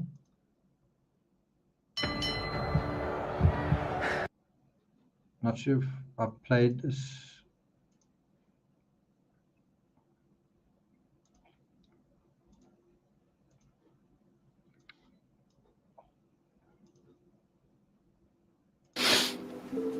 And she and I had this thing in common where we both thought it was empty, and it wasn't. And that's not her responsibility. That's not my responsibility. Whose responsibility is remains to be seen. But I do. Well, there are some who say you're never The supposed to gun went point off. a Yeah, gun that was the moment the gun went off. at It wasn't anyone in- on a set, no matter what. Unless the person is the cinematographer who's directing me where to point the gun for her camera angle. That's exactly what happened. That day, I did exactly what I've done every day on that movie. Which is what? Which is that there's an armorer there, and that word is new to me. In the years I've been in this What did you business, call it? It was a prop guy or woman. I did exactly what I've done, unless the person is the cinematographer who's directing me where to point the gun for her camera angle. You're never supposed to point a gun at anyone on a set, no matter what. My responsibility, whose responsibility is remains to be seen. But I do. Well, there are some who say you're never supposed to point a gun at anyone on a set, no matter what. So just on that question, is there anyone here in chat that disagrees with that? Is there anyone in chat that doesn't know that or thinks that that's not true? Let's just take this step by step. That you're never supposed to point a gun at someone on a movie set. The end.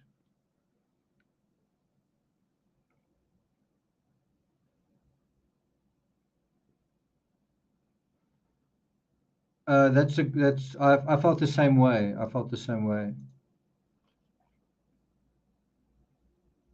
Yeah, that's true, but obviously that's not in this case, right? It's not what you're trying to do in this case, right? Okay, so we agree that even this presenter, George Stephanopoulos, he knows that on a movie set, no matter what, you never point the gun at someone, right? And so listen to his response to that. Who say you're never supposed to point a gun at anyone on a set, no matter what. Unless the person is the cinematographer who's directing me where to point the gun for her camera angle. Do you think that that's true? Do you think it's true that if the cinematographer says, it's a little bit like someone says, don't drink and drive, or it's okay if you do drink and drive and then you get in the car drunk. Because someone told me to do it, they then become responsible. Because someone said, you know what, there's a rule, you don't point a gun, but I'm telling you, you must. We just want to get this camera angle. Do you think that then makes it the other person's responsibility? Right? It sounds like quite an authoritative argument, right? It sounds like an authoritative argument. Do you think it's a legal argument? Do you think it's legally sound? If the rule is you may not do that, and someone says do that, is it then their fault that you broke the rule? And bear in mind, he's a veteran actor. He's been doing this for years and years and years. So is it really a case of, I'm an actor who doesn't really know anything, tell me what to do? Or is it an actor who thinks he does know everything and he tells everyone else what to do? And is this a case that he was listening to what the cinematographer was saying, or was he imposing himself on the cinematographer? Was he suggesting to her, shall I do this? Shall I point it this way? Shall I point it that way? And she's kind of just going with the flow. It's his production. Let me do what he wants. He's the lead actor. Let me give him the shot that he wants, right?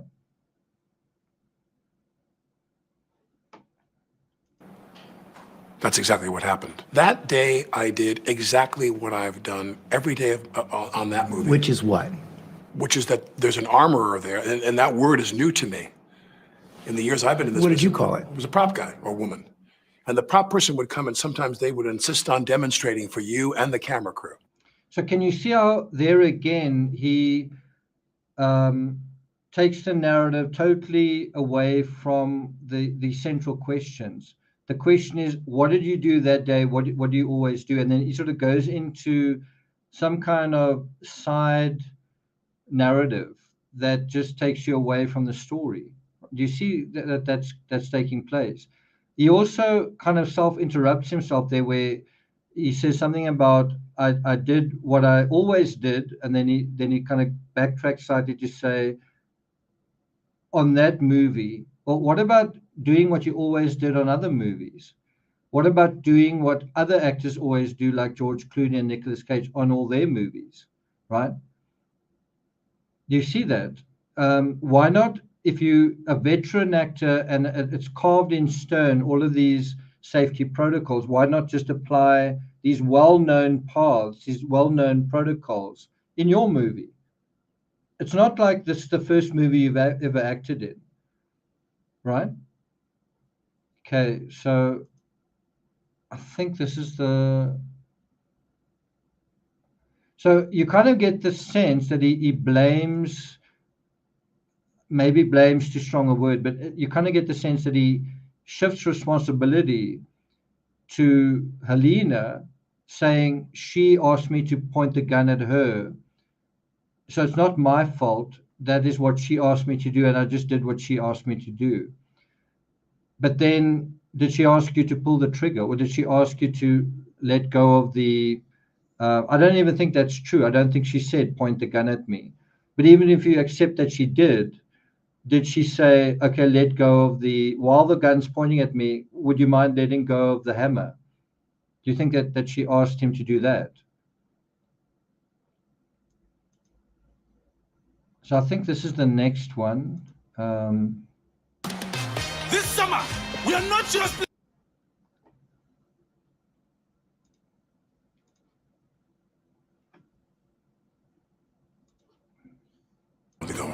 It wasn't in the script. So I've played that before, but it's really worth emphasizing. It wasn't even in the script for him to be firing the weapon. So was that something that was like ad-libbing? Was that just having a little bit of fun in the middle of, like having, what's the word? For the trigger to be pulled. Well, the trigger wasn't pulled. I didn't pull the trigger. Trigger to be pulled. In the script for the trigger to be pulled. Well, the trigger wasn't pulled. I didn't pull the trigger. So you never. So what that's really just emphasizing is the script didn't call for the trigger to be pulled. So why are you taking your finger off the hammer? You don't need to do anything with the trigger or the hammer, but he elected to do that. It's a technical point, but it's nevertheless true. Timmy, can I? Oh, it's so hot. It's definitely so hot. Okay. Right. Did she tell him to fire? Right? Did she tell him to fire? What amazes me is how many rounds of bullets do you believe have been fired on the sets of? Well, if you'd like to get more videos, show highlights, and watch live event coverage. Sorry, I just lost my place there. Let's bring it back. What amazes me is how. Do you agree with his reasoning here where he says there've been billions of rounds fired and this was just a random unlucky thing that happened to me? In other words, it was just a fluke accident, totally random. How many rounds of bullets do you believe have been fired on the sets of movies and TV shows in the last 75 years? No idea. Right. It couldn't even be above 1 billion. You've had hundreds and hundreds of millions of bullets fired on the sets of films and TV shows, and 4 or 5 people were killed. Now, those deaths are tragic and abhorrent. So what he's trying to say there, and this is all about minimizing, he's trying to say, you know what, these things happen. When you have millions and millions of bullets fired, the statistics, the odds will eventually mean that someone is going to die. It's not anyone's fault. It's simply bad luck, right? That's the argument he's trying to make, right? And he's also kind of saying, some people die in the situation. In a way, is extinguishing Helena and turning her into a statistic. He's minimizing her as a human being that died right in front of him. Within the sort of academic discussion that sometimes people die in sort of accidental shootings, but that's not what happened here, right? But can you see that's the strategy he's employing? Is reducing her to an invisible number as a statistic, right? Not as someone who died within a system, a pattern of safety violations that was actually heading to an inevitable conclusion. As I say, I strongly believe if Helena didn't die at that time, right, probably another actor or someone would have died later that afternoon or the next day, but certainly within the conclusion of that production, unless you had an accidental discharge that mercilessly missed someone, and then everybody woke up and they took safety seriously and they found all the live rounds. That could have happened. Do you think that was likely to happen given what was happening? Believe me, I would do anything in my power. I would do anything in my power to undo what was done. I don't know how that bullet arrived in that gun. I don't know. But I'm all for doing anything that will take us to a place where this is less likely to happen again. Every single time I'm handed a gun on a set, every time, Mark, they hand me a gun, I look at it, I open it, I show it to the person I'm pointing it to. We show it to the crew.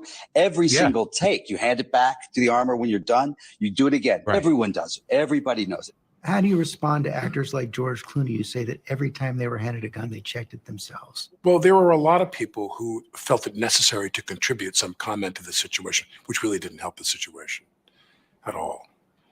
You have if your protocol is you checking the gun every time, well, good for you.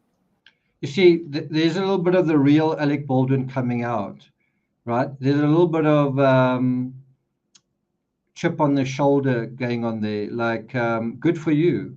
If that's how you do it, good for you. But here you're having one veteran actor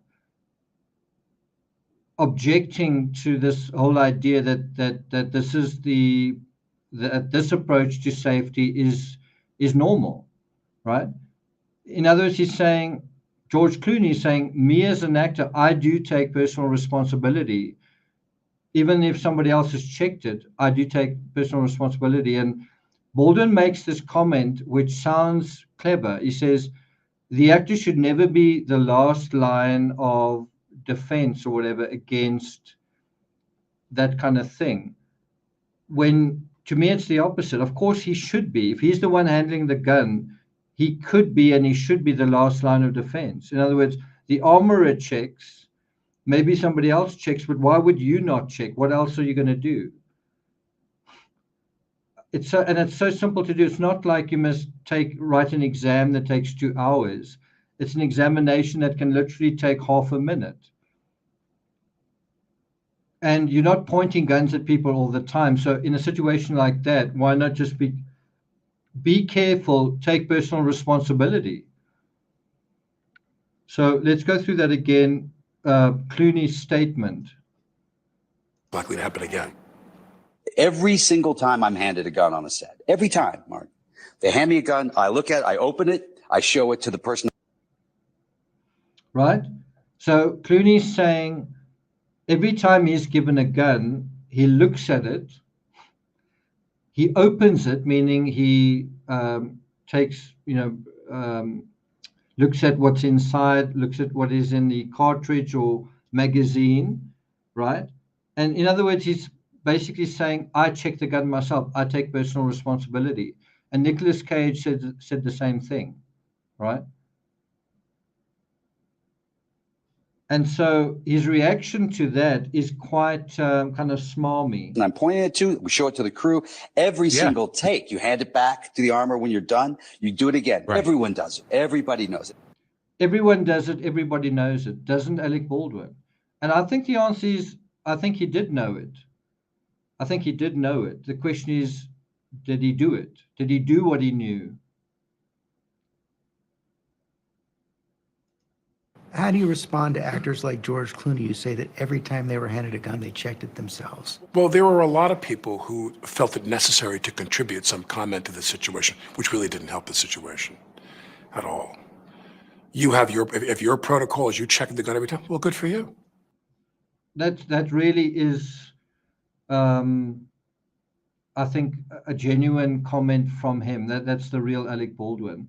And I think you kind of get that sense that is how he approached his own production. You do your production your way, I'll do it mine. Good for you. I'm going to do it my way, right?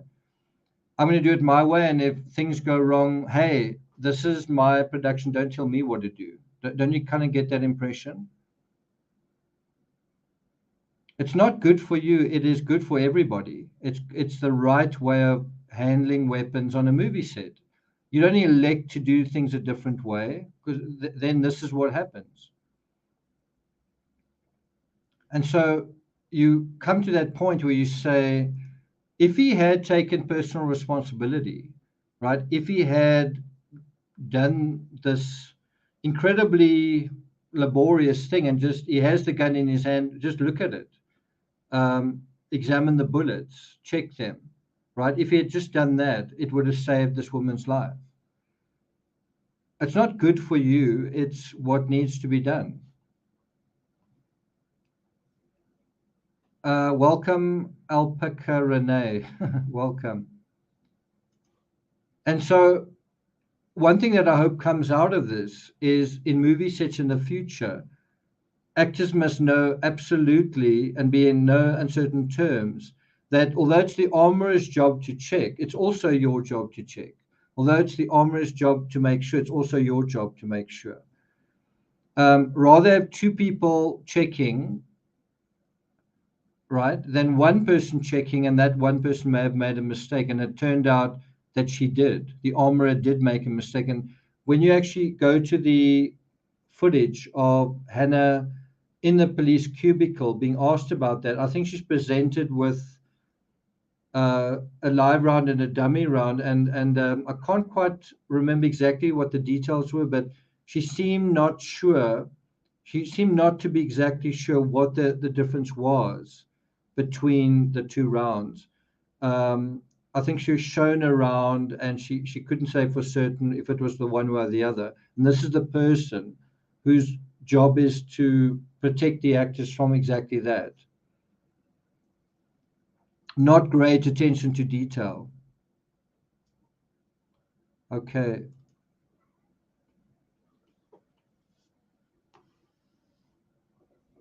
Okay, I've got 3 more to play, and then we're going to call it a day. Why do we?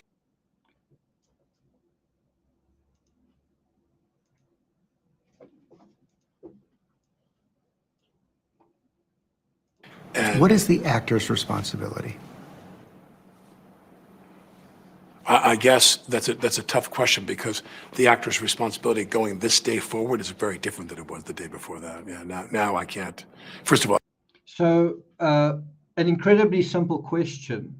What's the actor's responsibility? And then what he does once again is he sort of ducks the question, and he says, oh, well, from this day forward, blah, blah, blah, blah. No, answer the question. What is the actor's responsibility? And you've just heard what George Clooney has said, that it is his responsibility, right? And this is not a question of what's your opinion of the actor's responsibility. It's something that is carved in stone with the union rules and so on. Everybody knows what it is in the industry. It's not, you know what, in my opinion, the actor's responsibility is X, Y, Z. No, everybody knows in a situation like this what the actor's responsibility is. Do you know what it is? Right? This is not some kind of playground situation. This is a movie set where there are rules, and everyone is supposed to follow those rules, and those rules are supposed to be very well known and very well understood. And so, does this actor, who's a veteran actor, does he know what those rules are? Number one. And number two, if he does know what those rules are, did he elect just not to follow them? Because it's his production. As far as I know, and I could be wrong on this, has Alec Baldwin ever produced his own movie? Like, isn't this the first time that he was so actively the producer, the leading star, and the guy who wrote the script? I can't think of anything that he's done previously that is to that extent. And so didn't that give him the sense that he's the, king of the kingdom? It's his kingdom, and he can rule as he wishes. Don't you kind of get that sense? I can't imagine I'd ever do a movie that had a gun in it again. Did you catch that? So I can't imagine ever doing a movie that has a gun in it again. Well, he's doing that right now. He's continuing to make the movie Rust. You couldn't really have a bigger contradiction than that. I can't imagine ever making a movie with a gun in it. Well, actually, I'm going to end up finishing the movie that's got guns in it where the person died. I'm going to finish doing that.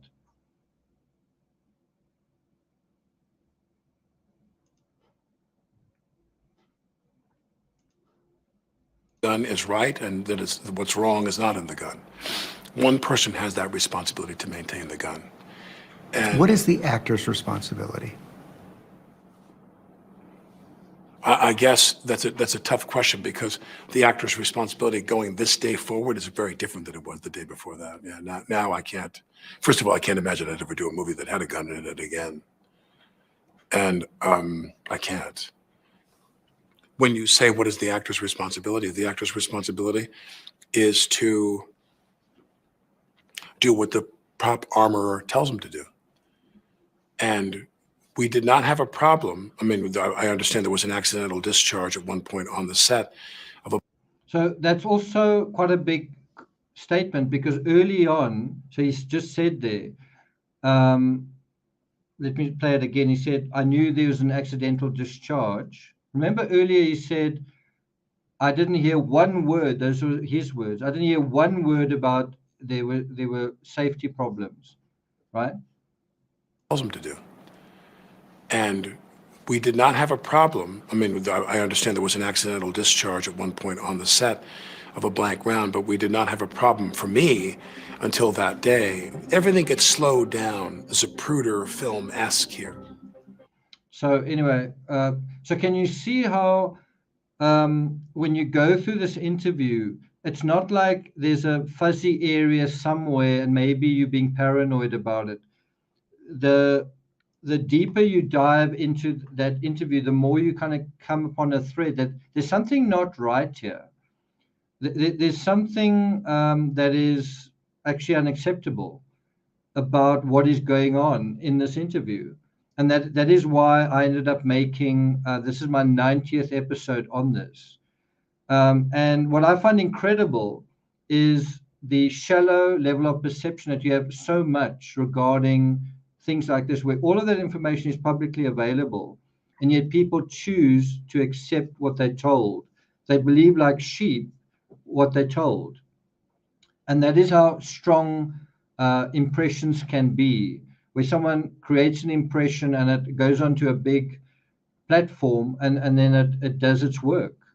And you have that idea of, you know that saying, a lie goes around the world 7 times before the truth can even tie its shoelaces. Doesn't that feel a little bit like what's happened here? Is that this impression you got, which is it the true impression? Is it accurate what he's saying about himself and about everything else? Is that accurate? Well, that has gone around the world 77 times, even more, and you can maybe call it the truth, or the investigative report has only just come out now. The charges are only just being made known now. Well, how many times did his story go around the world? If we look at this video, it's been viewed almost 500,000 times. The part 2, 546 million times, and part 1, I'm not sure if I wonder if we can just get part 1. I'm actually surprised it hasn't been viewed more. Let's have a look. Part 1 was viewed 1.3 million times. So that makes sense.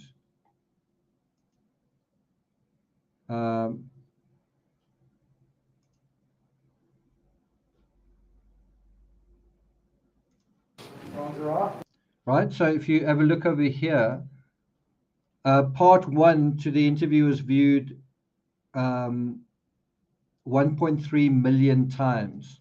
That's a lot of people that are getting a particular impression from him, directly from him, about what is going on. And is that the right impression? So if you guys want to watch that on your own, that's where you can get it. I will put part 1, 2, and 3 in the description so that you guys can watch it on your own time. And to me, the reason why I really wanted to cover this isn't because I hate Alec Baldwin or because I like Alec Baldwin. It's this idea of, how does reality run away from you? How does the effort to prosecute something, how is that, what does that struggle look and feel like? In other words, it's this battle for the truth, the battle for the authentic narrative to find its way to the surface, given all the noise and distraction and the fact that people suffer from amnesia. The thing that is always on the side of a defendant is time, because they can make statements right in the beginning and they can even make false statements, but they can basically influence the narrative from the get-go. Whereas law enforcement aren't allowed to do that until they've got probable cause or they can prove their case. And so in that space, two things happen. Number one, everybody forgets. And in that space, in that vacuum of people forgetting or not knowing, the person who's at the center of it can make statements reminding them of what really happened. And then that's the impression that they're left with. And by the time the charges come out, by the time just the wheels of justice start rolling, people have either forgotten what has happened or they've been told what has happened in a way that's not necessarily accurate. And now they've got to forget everything that they've learned and learn the new reality, the new truth, right? And in this age where we have instant news and we want things instantly sorted out, it really benefits the person who's accused, because there's so much time and space for rumors and reasonable doubt to infect the narrative. And social media does a brilliant job allowing that to happen. And I kind of make it my job to try and sort out that process, to try and sort out the noise with that sort of golden thread. This is actually what happened, guys. Can you see that? And you're starting to get that now in the Idaho case, where something happened, but no. Let's think about, could it be an accomplice? And then things that are assumed become fact, like, was there a second car? This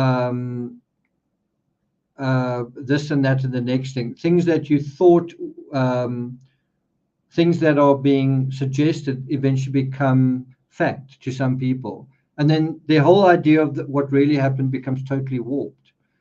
And within this whole situation, you have the victim who's because she's dead, she's silenced forever. And so someone takes her voice.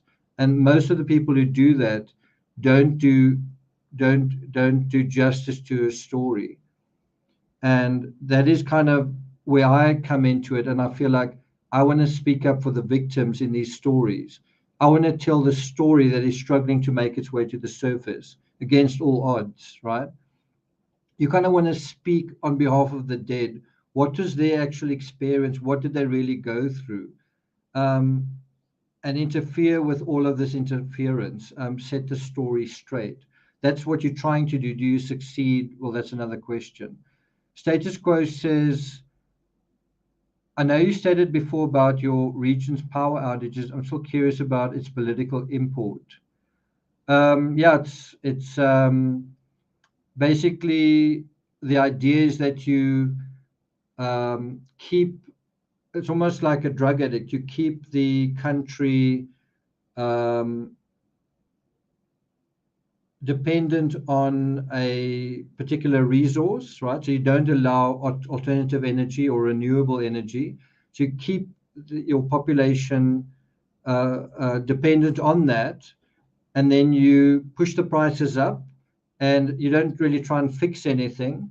And yeah, so in other words, you maintain a monopoly, and that way you get very, very rich. And that's exactly what's happening. So you don't spend money fixing the thing. The whole idea is to keep people in the state of critical dependency. It also employs something like 40 or 50,000 people. That's a lot of people to be in something that is not a proper business, if we can put it that way. So you imagine if that is fixed and you get rid of the people who shouldn't be there, there are a heck of a lot of people that are going to be affected. So you can imagine a heck of a lot of pushback. Anyway, I hope that answers your question.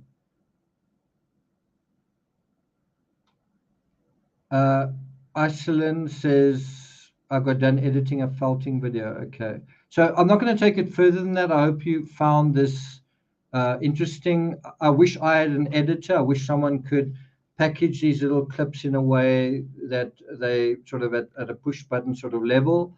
But I think you did get an idea that I think this whole idea of how genuine slash or disingenuous was this interview to begin with. And then the other question is, did it succeed? Did he succeed in changing hearts and minds? I'm talking about the public, right? If 1.3 million people watched that, how many of them were touched and were influenced in a certain way? I don't know whether it did particularly well.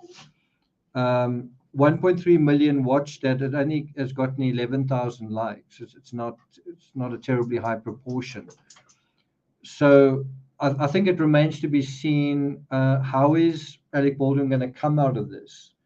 And I think it depends on literally how long the damaging news reports continue. I also think it's going to be very interesting to see if he finishes the movie, and also if Hannah goes to trial, and also the outcomes of these civil lawsuits. Are the public going to be forgiving? Are the public going to forget, or are they not? I mean, the other side to it is Baldwin going to be cancelled? And to me, that's not what I'm trying to do. I'm not trying to cancel Baldwin. I'm simply trying to be real about what happened. But that is the other side of the spectrum. Will some people decide that he's the Amber Heard of right now, and so we never want to see you again because you've I wouldn't take it that far, but I would sort of caution that you want to, I think, hold actors and celebrities accountable for serious things that happen that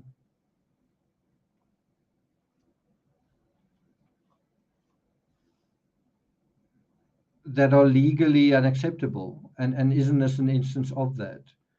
And what I find a little bit worrying is just how many people out there basically summarize all of this as, well, it's just an accident.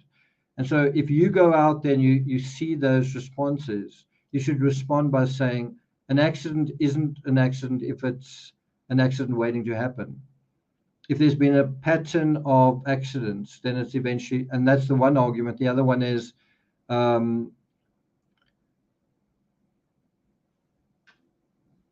if Helena didn't die that day, probably somebody else would have, because there were so many live rounds on that set. So that's also that sort of accident waiting to happen scenario. That's not because a live round got into someone's gun and it's just bad luck. It's something more than that. It's something that seems to be a reckless disregard. And one's got to ask the interview that he gave afterwards, what does that say about one's regard for the events and what actually happened? What does that say about one's feeling towards that? Is it very respectful, or is there also a reckless disregard? Pitbull says Rust is going straight to DVD.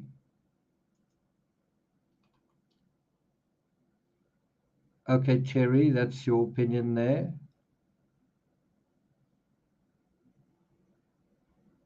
Okay, so I've been wanting to put this together. I will be continuing with the Baldwin saga. One of the things I've been wanting to do, but let me know if you'd be interested, is I want to go through some of the highlights of the 90 episode archive that I put together, where we go through some of the things that we've actually forgotten about. So the body cam footage that came out, we actually see them taking Helena out of the church. You see Joel coming out of the church, the chopper landing in the area. You get some of the statements that were made on television by some of the crew members, Lane Looper, Mamie Mitchell, the gaffer, who's actually a friend of Helena. Helena is actually Ukrainian. She's originally from the Ukraine.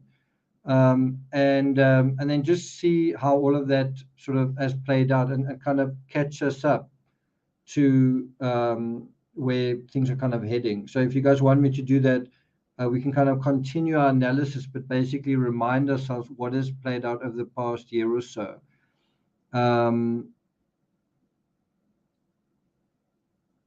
How do you guys feel about that? Let's just have a look. Okay. If Yvonne says that, that's good enough for me.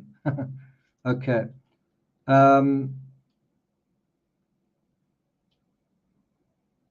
Parker Marie says, no jail time, it was an accident. Okay. So I'm going to start that process. I'm going to play just the beginning of the very first video I did, and then we'll call it a day. So let's just see if I can bring that up. And obviously, I do have a playlist on my channel that deals with this whole saga, about 90 videos.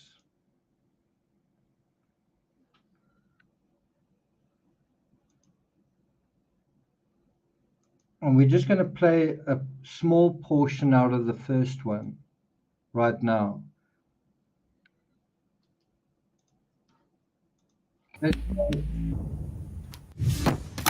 This is a link to that playlist.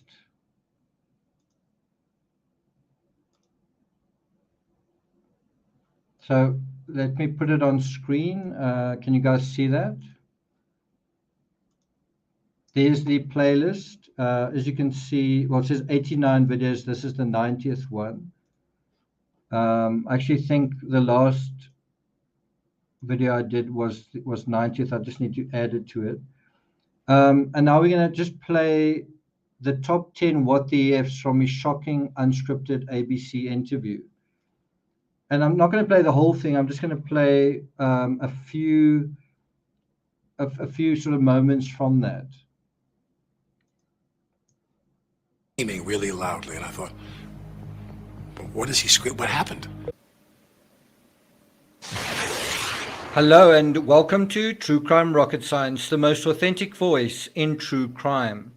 Rust lead actor and producer Alec Baldwin did himself no favors going on to ABC News about 3 to 4 days ago, ostensibly to control the narrative. Has he controlled it, or has he kicked up a hornet's nest? Well, he may have gone on the show not wanting to portray himself as a victim, but he would have wanted to portray himself in a way that would have benefited him, such as by courting public sympathy. And sure enough, there was the appearance of grief, contrition, and remorse. But when asked if he felt guilty, without so much as a pause, he said he didn't. Do you feel guilt? No. I feel that there is. I feel that. Why wouldn't he feel guilty? You don't have to be guilty to feel guilty, but in a situation like this, you would imagine someone would feel guilty. They did something by accident or through what. So do you notice that headline, Alec Baldwin's misguided interview? That is actually how it was. That is actually how it was received. A lot of people thought it was misguided, and it was slammed by the gaffer's attorney as an attempt to sway public opinion. Do you think that that is accurate? Whatever, and someone lost their life permanently. It's a huge tragedy. And through whatever circumstance, him picking up the gun led to someone losing their life. Don't you feel guilty about that? And Baldwin didn't just say that he didn't feel guilty. He said someone else was responsible. Was someone else responsible, or was the person who held and fired the gun responsible? This analysis highlights the top 10 what the ifs in Baldwin's. So if you look at that image that's on screen right here, moments before or after that image was photographed, you see that sort of grief, bent over in grief image. He's wearing the same shirt. It's with the same sort of background. And he's sort of on the phone and he's got a mask in his hands. It actually looks like he's got a smile on his face. So you kind of have this grieving image of Baldwin, and here he doesn't look like he's so upset. It kind of looks like he's, I don't know, not sure if he's talking to his children, but it's another version of him. Doesn't it seem that way? ABC interview. If you're new to this channel, if it's the first time you're hearing my voice, I'm a prolific true crime author of over 100 books. I've written about some very high profile cases such as O.J. Simpson, Jodi Arias, the John Benet Ramsey case, and many, many others. If you haven't subscribed to the channel, please do. Like. I didn't know what to say. He hugged me and he goes, like, I suppose you and I are going to go through this together, he said. And I thought, well, not as much as you are, you know. So in case you missed that, Helena's husband, Matt, hugged Alec Baldwin and said, I suppose you and I are going to go through this together, meaning the sort of grieving process. And Baldwin responds that he thought something. He didn't respond by saying something. His response was to think, well, not as much as you are. So someone says, does it matter whether he feels guilty or not? Does it matter if he feels guilty or not? What do you guys think? In other words, if he shot her and it was his fault or it wasn't his fault, does it really matter? And I think that's another way of saying, does it matter if he cares? And I think it's a very important question, because if he cares about her being shot, did he care about the safety on set otherwise? Does he really care? That's really the question that I think is being asked. Does it matter whether he feels guilty? Does it matter if he cares?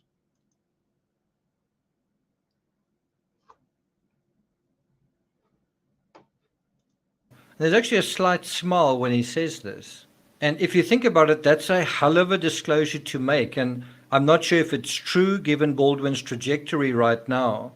I don't think Matt will be facing court cases or potential reputational damage the way that Baldwin is. It may be. So if you take him deleting his Twitter account and you say, I will do everything that I can to assist. Well, I'm not going to hand over my phone immediately, and please don't have a look at my Twitter account either. Be fair to say that Baldwin's life may change a lot more than Helena's husband's. He also says on camera that he told Matt he didn't know what to say. Well, couldn't he start with, I'm really sorry? Incredibly, when he does go through the scene with Helena's husband. So there were a lot of people who responded to that interview and said that was not a good move.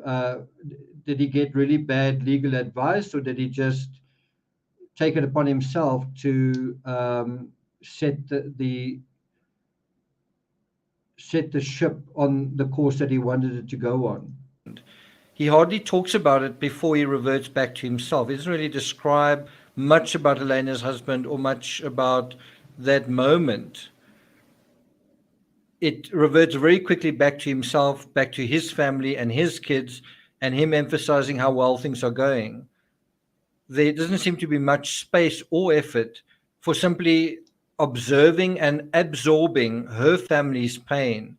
It all seems to be about him. It feels shallow and superficial. It feels a little narcissistic, doesn't it? And that brings us to the second what the if, the 911 call. Now, in an emergency situation such as during a 911 call where lives are on the line, and they were here, there's usually no BS. It's a BS-free zone as long as what is being said is genuine. During the 911 call, the operator asked the obvious but almost rhetorically obvious question. So was it loaded with a real bullet or one? I cannot tell you that. So the voice you heard there was Mamie Mitchell, the script supervisor, who was standing right beside Helena when she was shot. And she responded to the question, was it loaded with, real ammunition? And she said, I cannot tell you that. Not, I don't know, but I cannot tell you. And yet she knew enough to say that Helena had been shot accidentally. In fact, I think she said the word accidental more than once. And so So again, one of the benefits of covering this case in real time is you pick up all the little conversations and headlines that play out in real time. And all of my videos, when I, for example, in the Idaho case, part of what I add to the content are the headlines for that day, for that particular time period. And although on that particular day it may not mean very much to you, those headlines do mean something in hindsight. You realize, oh, that is what the narrative was at the time. That is what everyone was thinking at the time. So one of them was, guns don't go off by themselves. That was how people responded. And weren't they right at the end of all of that? Weren't people right to say, you know what, I don't really think that sounds right. Guns just don't go off by themselves. And so you had this article from the Wrap. Gun expert rejects Alec Baldwin's claim that he didn't pull the trigger on a scale of 1 to 10, 0. In other words, he was saying it's not even almost possible. It is impossible what he said, right? And that is one of the stories that came out. there's often a problem. You can see the date there, December 2, 2021. This came out like immediately after the ABC News interview. In an emergency call where you're explaining the circumstances in terms of the plot, not so much. Marie Parker says, you obviously don't know how the set is set up because it's not Alex's job to check the weapon. Actually, it is. George Clooney could tell you that. And also, if you read the rules for film sets, maybe you would know that as well. Much the scenario that is kind of played out, in at face value. You're already becoming defensive. That is usually not a good sign. In any event, the script supervisor, Mamie Mitchell, is another one that is also suing Baldwin. That brings us to the third what the F, the last to know, question mark. Was Alec Baldwin really the last to know what had happened? Baldwin said that he stood over her, meaning Helena, for 60 seconds. And it is quite interesting how seldom he refers to her by name, refers to anybody by name. And basically, 60 seconds sounds like a long time. It's not really a very long time. It's 1 minute. It's not a very long time in a situation like that. But it's long enough to figure out what's going on. 5 or 10 seconds would be enough to figure out. And so ABC's George Stephanopoulos asks, was she conscious? And Baldwin pauses because now he's got to actually think about what he saw. He's got to remember her lying there. And so Baldwin pauses and then answers carefully, my recollection is yes. Quite a guarded answer, isn't it? And there's some distance in that answer. Was she conscious? My recollection is yes. And that's it. That's the end of the description. Nothing is said about Baldwin attempting to render aid, talking to her, trying to attend to a wound, being distressed, being apologetic, panicking, being concerned, noticing something coming out of her. Instead, he jumps forward 15 minutes to when the cops arrived and then circled the church in crime scene tape. What happened in the intervening 14 minutes? Is it just blank? And so when he says she was in the church, Baldwin scratches the back of his head, a sign the behavior panel have highlighted as a sign of huge stress. And I have no doubt the producer did suddenly feel the burden of what had happened weighing on him then and now. The question is, what burden was that? Was it a burden of actual responsibility? Was it a burden of guilt? Or was it the burden of reality that he didn't really want to face? For me, one of the biggest whoppers, if not the biggest, is this moment where Stephanopoulos asks, no one told you what happened? And of course, if no one told Baldwin, who's he seems to be a reactive, reactionary, assertive, and opinionated fellow, he would never have known. If someone didn't tell him, he would never have known. He would have never have made up his mind. He would have never volunteered to try and find out. His thinking would never have gone in that direction. He would never have drawn his own conclusions. And so this is the moment. Are you sure you want to hear this? No. Did It you know- wasn't until I was in the police station, hours later, the idea. And finally, one of the police officers at the conclusion of my interview, I was there for like an hour and a half or so. No one had any idea until that police officer, that sheriff's officer said to me, So I have quoted what he said here, but I've also edited certain amounts of fluff out where he talks about aliens and other things. And so basically what he says is, it wasn't until I was at the police station hours later and finally at the conclusion of my interview, and no one had any idea until the police officer said to me, that's what they took out of Joel's arm. In other words, that is how he understood what had happened. Baldwin is somehow the last to know what has happened to Helena, and he only seems to figure it out once he's shown on a policeman's phone and told. This is because it's completely incomprehensible that she could have been shot when you'd imagine that would be everyone's first assumption. So again, if you're trying to get a real sense of what is playing out at that time, three or 4 days after the ABC News interview, he appears in People magazine saying they are getting into the holiday spirit. The couple shared a kiss under the mistletoe, under the mistletoe in a selfie posted by Hilaria, right?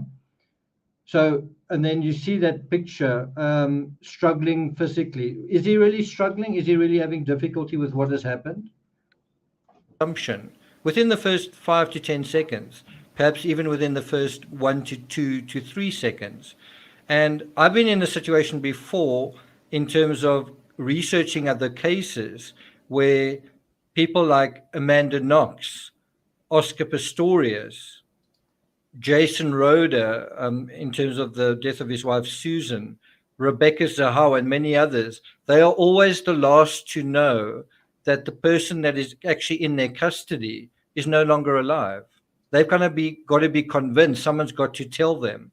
Another example is John Benet Ramsey. The last person to realize what is going on seems to be John Ramsey, really.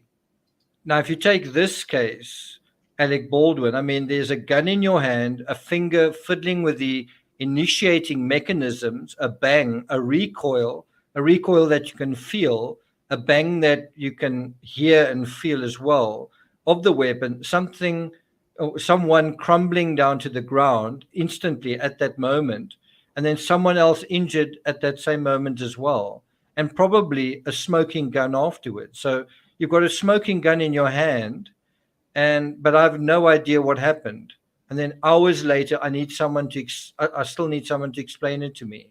I've got a smoking gun in my hand, someone lying down on the ground, 911 called, emergency services called, but I need someone to explain to me what has happened because I've got no idea. And that is really incomprehensible. And the other thing that I think is quite interesting is if you take Baldwin as a person, as a character, as a personality, wouldn't you say that he's an assertive person? And at the beginning of the interview, when asked why now, he says he can't wait until February or March for a police report and can't countenance others weighing in on his case. And so what has he done? He's taken charge. He's sort of made this interview happen, and he is going to take control. He's going to take control of the narrative. He was also the producer of the film, in charge, in control, one would think, of the set, of the setup, and of quite a lot of the people there. And so he's a take charge personality, a controlling character, some might argue, and yet on the question of what he did, he's as passive as a lamb. Would you be, in a situation like that, would you be, you know what, I'm going to wait for someone to inform me what the situation is. I'm not going to try and find out. You know, the stakes are really, really high. I'm going to leave it to someone else to decide what they are, right?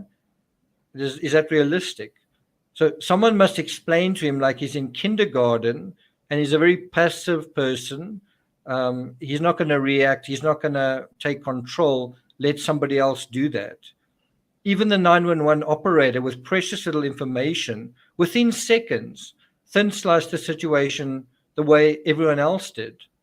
She said, so was it loaded with a real bullet? And that's exactly what it was. And that brings us to the number 4, what the F, where Baldwin says, I thought she fainted. Round, nothing. She goes down. I thought to myself, did she faint? So do you remember when he embraced Elena's husband and he thought to himself, well, you're going to go through a lot more than I am? And yeah, you have another situation where he separates himself during a critical scenario and he sort of gives us an aside. There's this sort of dramatic aside. So he basically says, she goes down, and not I said, I acted, I did this, I did that. Instead, he's introspective. I thought to myself, did she faint? Would you, in an emergency situation like that, stay sitting and just be thinking? Or would you leap out of your chair, leap out of your position, and try and do something? Most people would. So why are you thinking and passive in this situation? Why are you still thinking and passive? Why not ask her, did you faint? Are you okay?